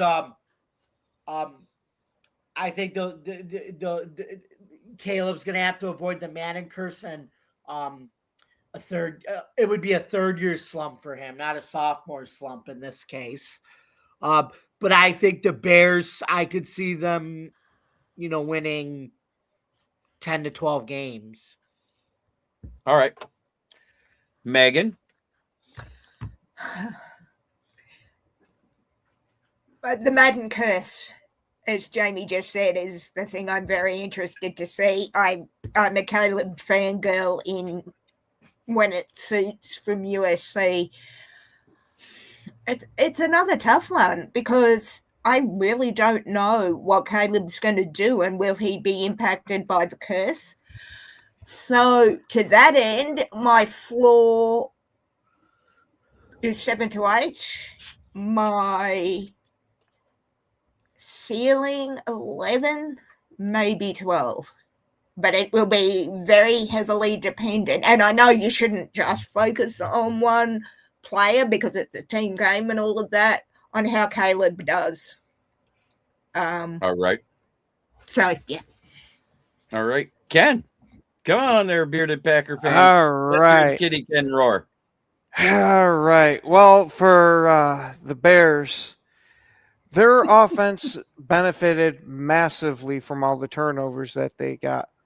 But they lost a hell of a lot of those turnovers here this past offseason. Their defense ranked, what was it, 26 or something like that? 29th. 29th with all those turnovers, and did very little to replace it. Now, granted, I will give them, I absolutely love the safety that they drafted. Kobe Bryant. That's the safety they got in free agency. I'm talking about the one they drafted. Yeah. Oh. Mm-hmm. I know what you're talking about. He's going to be an absolute stud. But I think that Madden curse is going to come to fruition, and it's not going to be an injury. It's going to be when we see a down year, because you are not going to have all those extra turnovers to help make up in the fourth quarter once you are way behind. So give me a floor of 7, a ceiling of 12, and we could see a repeat of first to worst. Bears lost more turnovers than when McDonald's discontinued the fried apple fries in the southeastern region. Which they are bringing back.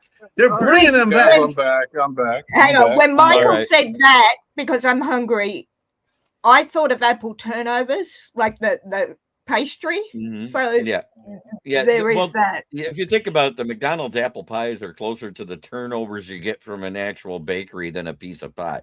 BA, your floor and ceiling for the Bears. I like what the Bears did off season with their secondary. I think they improved their secondary. Now, to Ken's point, yes, they lost a lot of the turnover people. The people are getting turnovers for them, but I think they improved that secondary. Lazy take. Did you say a lazy take? Is that what you said? Yeah. Anyway, they improved their. I don't really care. Anyway, secondary got a lot better. I think that their offense I don't know what DJ Moore added to that offense that will make them. I mean, I don't think Chicago is a worse team than they were last year. I think they're pretty much the same team, but at the same time, they have to play a first place schedule, and I don't really care about all that stuff. You got to play the teams that you got to play. Period. And nobody knows what the other teams are going to be like in the first place. But I got their floor at 7 and their ceiling at 10. All right. Broski Bear, let her rip. How do you feel about your team? All right. So, let's start off with the schedule. So, yeah, all the Bears have a first place schedule. They're going to have the toughest schedule. Yeah, they were very fortunate. I look at their schedule. I'm like, it is not over the top difficult at all. They don't play 3 road games in a row. They don't play a game overseas. They have a week 10 bye. Unlike the Lions, they don't have a run where they play like 3 games in 11 days. So, yeah, they play. Obviously our division plays the NFC South. They also play the Studley, AFC East. So you got the Dolphins and you got the Dolphins and the Jets and the Jets on the schedule, right? So, yeah, I'm not really too concerned about this schedule. Yeah, and as far as losing the lazy take about losing all these turnovers, well, Nashawn Wright couldn't cover anyone. Byard couldn't cover everyone. You can look at their coverage rates and stuff last year. Quarterbacks had like a 98 rating against Byard throwing against them. Yeah, they got some turnovers. So I think the Bears got, like what Bistrillo was saying, they got a lot younger, a lot faster, and they got some playmakers at safety. They also got a nice playmaker at linebacker in Devin Bush. They got that bum Tremaine Edmonds out of there.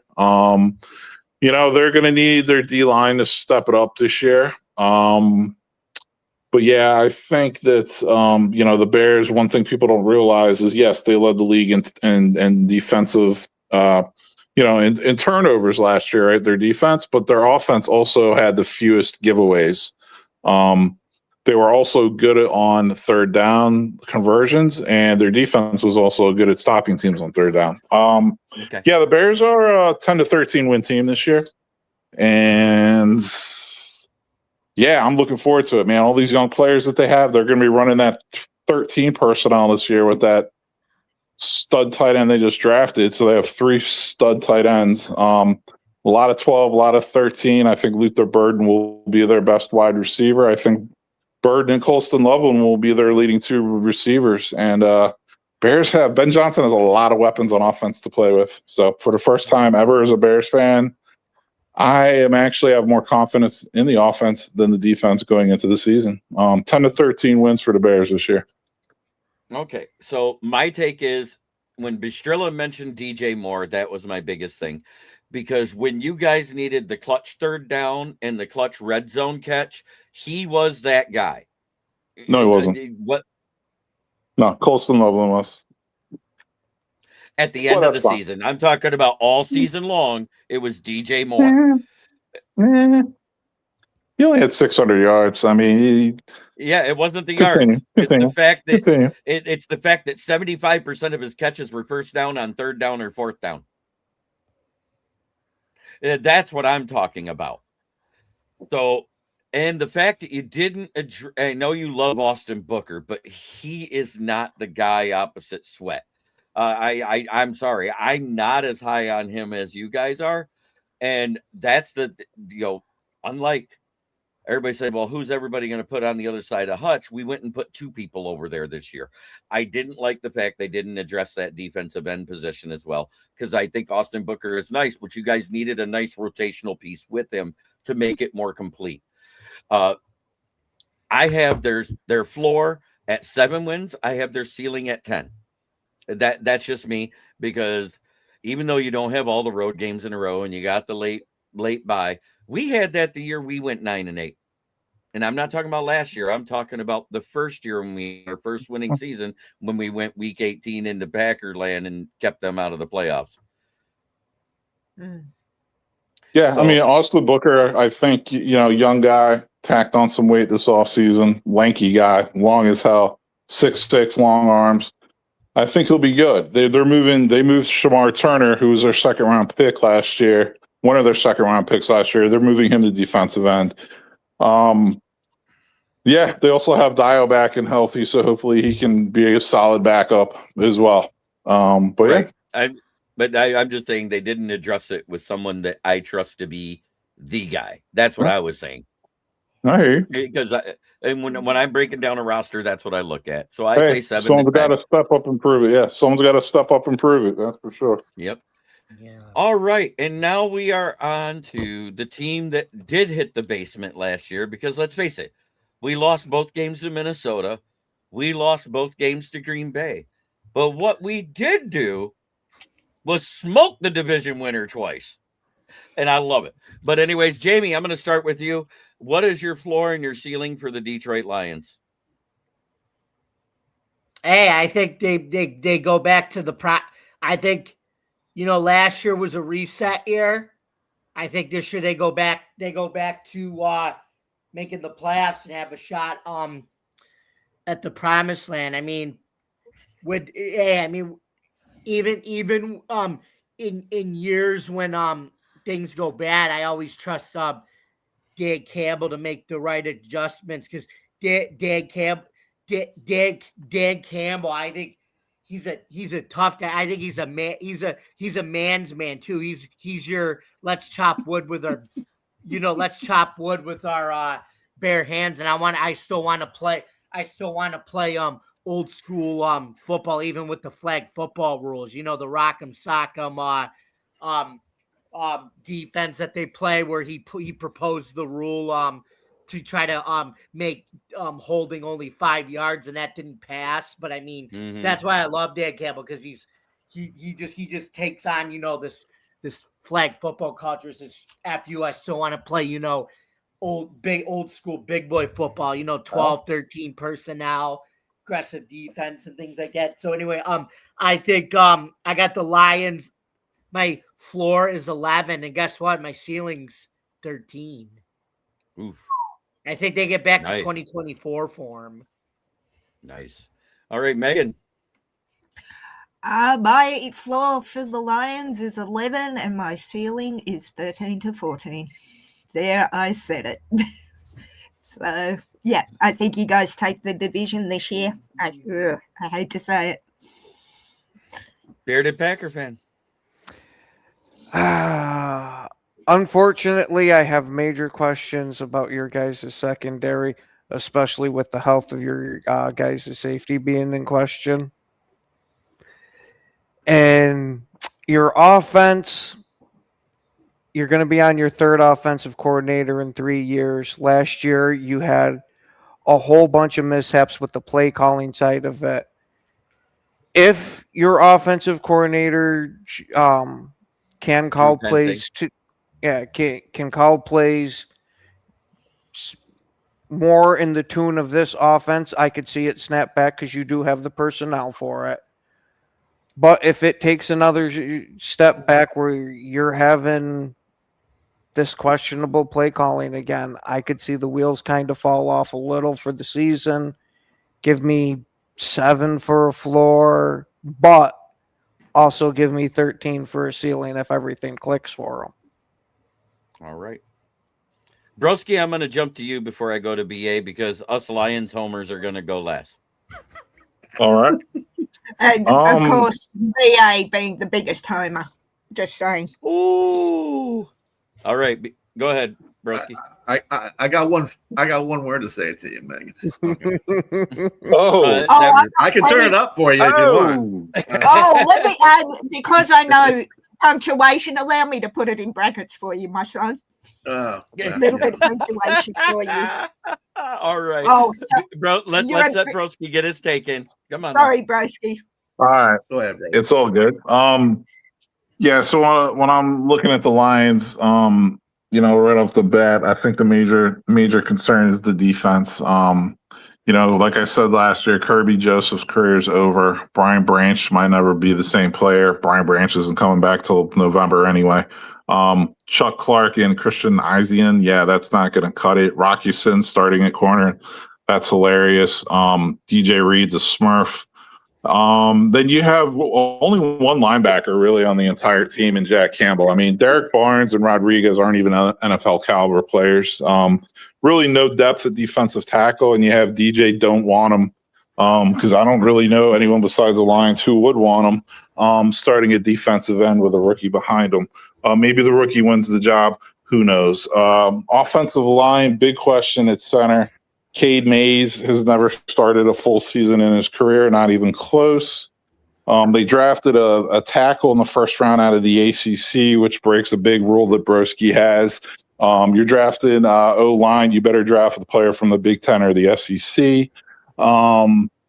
Christian Mahogany is not good. Frazier, maybe he wins the job. I don't know. But, offense – they're still, I don't know. They should still put up points on offense, though. They'll find a way. Defensively, they're really going to be bad. Like, they're going to be really bad. I'm going Detroit Lions. I still think they, as a franchise, did raise the floor of their franchise. I'm going to say they're 8 to 10 wins. PA. So, that's going to be a big question coming into the season is the safety position. And you are definitely correct about that, Broski.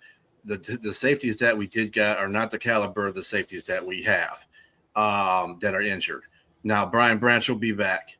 We don't know what Kirby's status is going to be. Hopefully, he's going to be fine to start the season. I don't know. Everybody's keeping that real tight secret like it's on, X-Files or something. But anyway – the cornerback situation has always been a problem for the Lions. So that doesn't bother me as much because you had your safety help back there. So your safeties basically kept it real. As far as the defense, I think the defensive line did get better.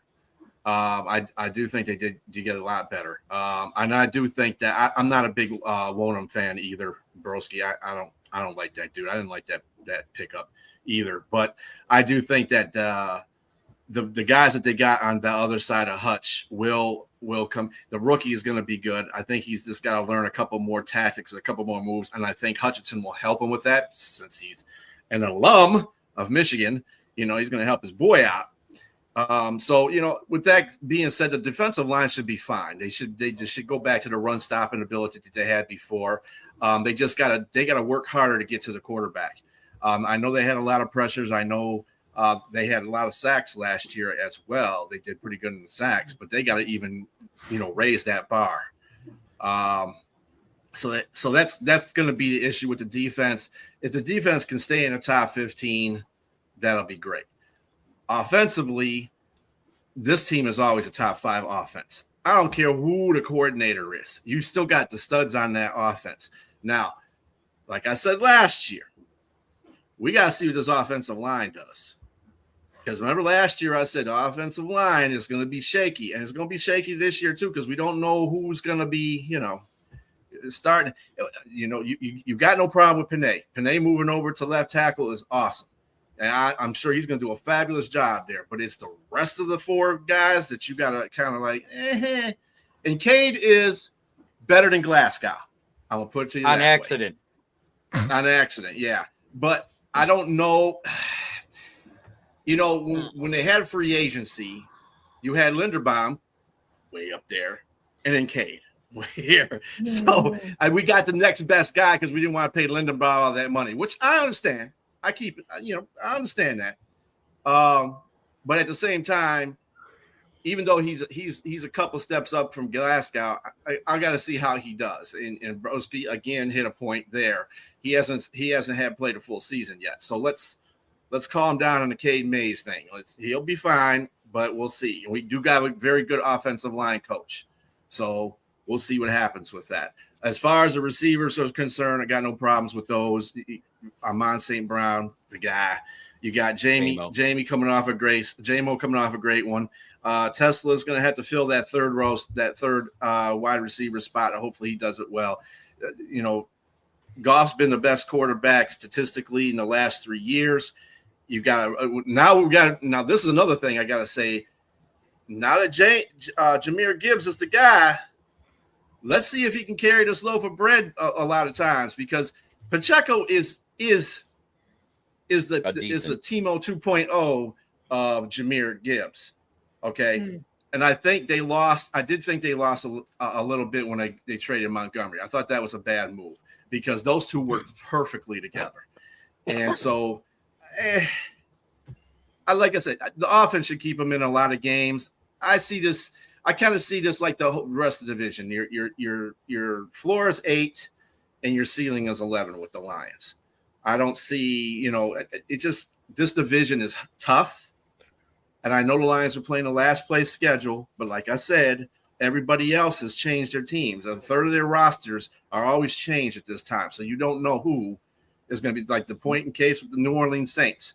They could be they could be the surprise team of the NFC, of the NFC South, but that's not saying a lot. But NFC South, we were close with our prediction. We were close, man. I said 8 to 10. You said 8 to 11. Yeah, I think this division is too tough. I don't see anybody sweeping anybody this year either. I mean, you might have I went last year to say that everybody was going to win 1-1, but we'll see. I'll be happy with 3-3. This is a lot of questions with me with the Lions right now. It's kind of wait and see. I've always told JB this. It's a wait and see for me. I got to see how they play their first game. So the number one thing is that we did. This is what hurt the communication last year. Detroit's communication on the offensive line was totally discombobulated by the second week of training camp. Because on Monday, Dan Campbell said, "Oh yeah, Tate Ratledge is doing great at center. He's great." 2 hours after that presser, he changes it to Graham Glasgow. The communication was never built. And Graham Glasgow was only okay for a couple of games during that 4-game stretch that Ragnow was hurt, and then he fell apart. I think that the fact that you had a rookie starting too, that was another, a couple of rookies actually. And to tell you the truth, I like Frazier more than I like Semo.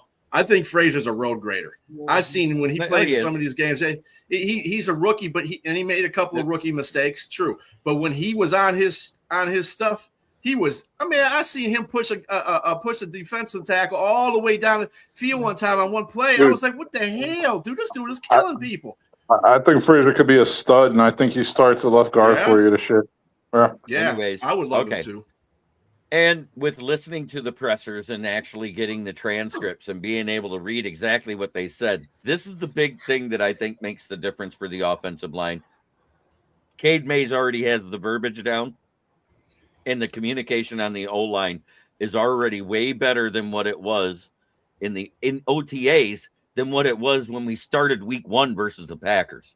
So I've got my floor as 9 wins, because we haven't had a losing season since we had a stripped down studded roster. So I got my floor at 9 wins and I got my ceiling at 12. That's where I'm at. I'm not going 13. I'm not going 14. I'm not going 15 or stupid all the way up to 17, because I don't see any team winning 17 games. I think the 72 Dolphins will be saved of that volatile. I think we'll eventually see it at some point. No, because guess what? Before it ever gets to somebody getting 17-0, it'll already be 18. Nah. Well, this is what I said about the NFC. This is what I said about the NFC North last year too. I said nobody's going to get more than 11 wins. Nobody was going to get more than 11 wins because we're going to be too busy beating up on each other. I think that's the whole 12 is thing the right there. ceiling that anybody can get in this division. I think that's it. 12. I don't think anybody's going to be higher than that, and I don't think anybody's going to be lower than 7 wins, and that's if the Minnesota Vikings fall on their face. Yeah, I think that's going to be kind of like the same thing that we saw last year in the NFC North, where everybody finished above 500. So I'll be happy with going 3-3 in the division. Yeah, and I think that's what I think that very well could happen. I think that very well could happen.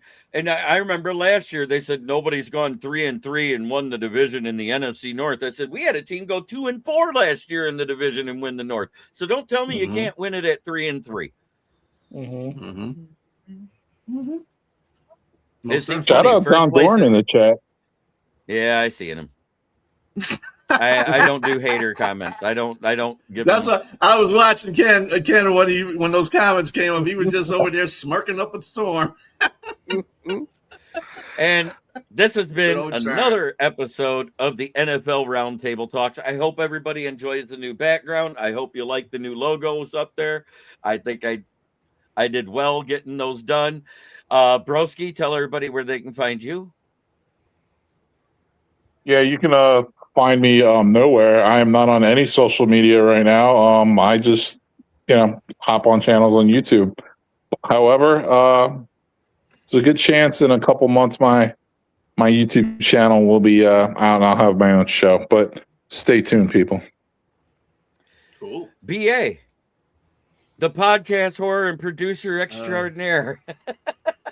You didn't have to put podcast. You didn't have to put podcast in front of that, by the way. Oh, no, he's got a girl now. I am not a whore, Megan. Don't be spreading rumors. Anyway, that's not what you told me, but and JB, well, you're in Australia. JB, so the logo day, looks good. When people tell you stuff, thank you. That's a day ahead of time. Anyway, yeah, JB did an excellent job on the intro video. That was awesome, dude. Awesome. Yeah, the video, the background, the logo looks good, man. Thank you. Thanks, Mike. Yeah, so I'm doing my little podcast and production. One Ass Cheek and Three Toes should be coming back, during training camp. So we'll have that going on regularly. And then if I can say it, the McGrath Podcast Network is still on there. So if you guys check that out, there's a lot of shows on there as well. Other than that, yeah, I'm not doing nothing for the next couple of days. So. All right. And Kitty Ken, tell everybody about you as one of the founders of the Huddle Sports Network. Well, Cage Kitty, you can find me at my personal Facebook page of Packer Backer News. And then as for the podcast, you can find me at Ken in the morning at 10 a.m. Central. And then you can find me usually on the Daily Huddle at noon Central. And then my baby, you got the Packer Backer Boys every Friday at 8 Central. All right, Megan. Well, aside from being here on Thursday, because as BA said, I am in the future. I am on the Hawk's Nest and the NFC West Roundtable, where the roundtable is still going on Tuesday nights, your time, Wednesday, my time. But the Hawk's Nest is, bless you, having a bit of a hiatus. Our host has some medical issues he needs to deal with, so he's dealing with those, taking a couple of weeks off. And anywhere that has Seahawks or Hawk's Nest, or I'm on the Syndicate, the Seahawks Syndicate. I am on the Hawkside podcast. Basically anything that's got a Seahawk in its name or logo, I'm there. And I am also on my own private socials. Come over and say hi, except BA, because I'll use punctuation to tell him to get lost. Excuse me.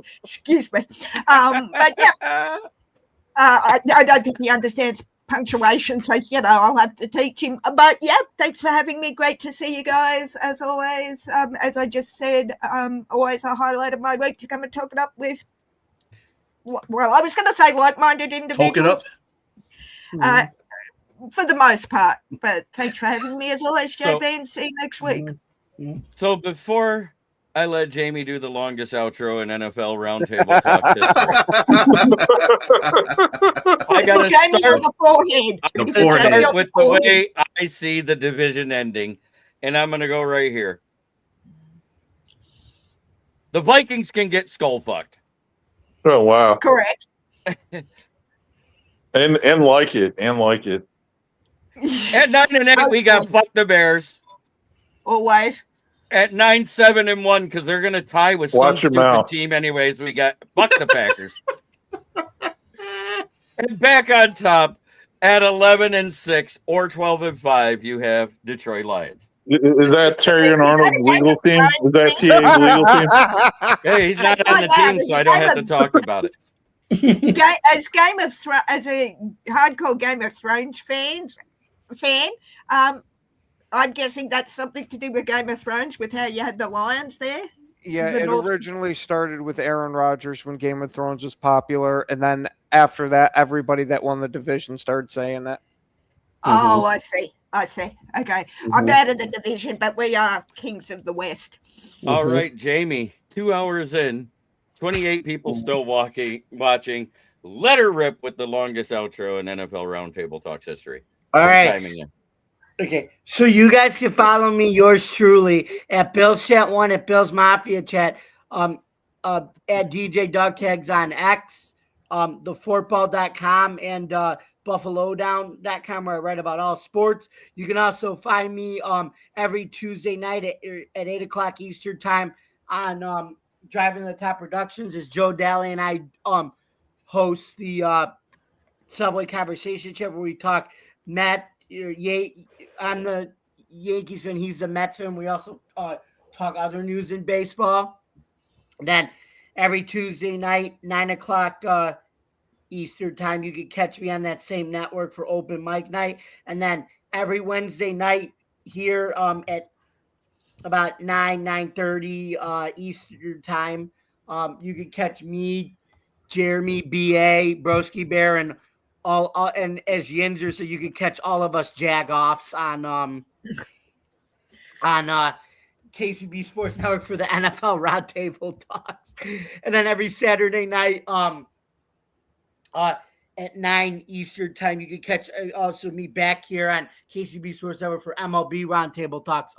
Thank you guys very much for listening. Keep subscribing to our YouTube channel. We're up to 745 subscribers. We're 48. We got 3 more. 48. 748 now. Okay, so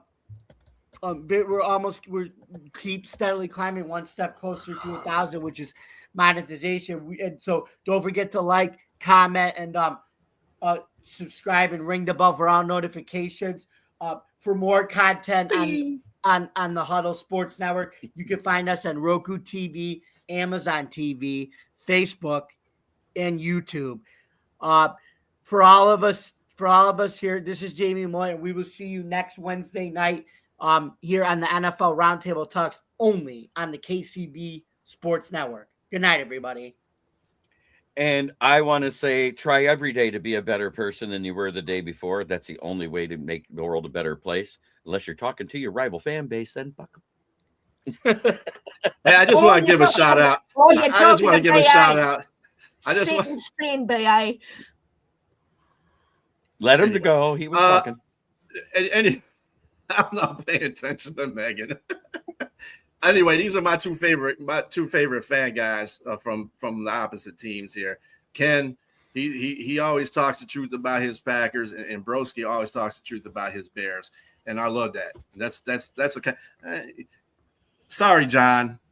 The SOL stuff is getting wore out, dude. Come with something else, okay? Damn. All right. But anyway. Thank you, everybody. Have a great night and enjoy the outro.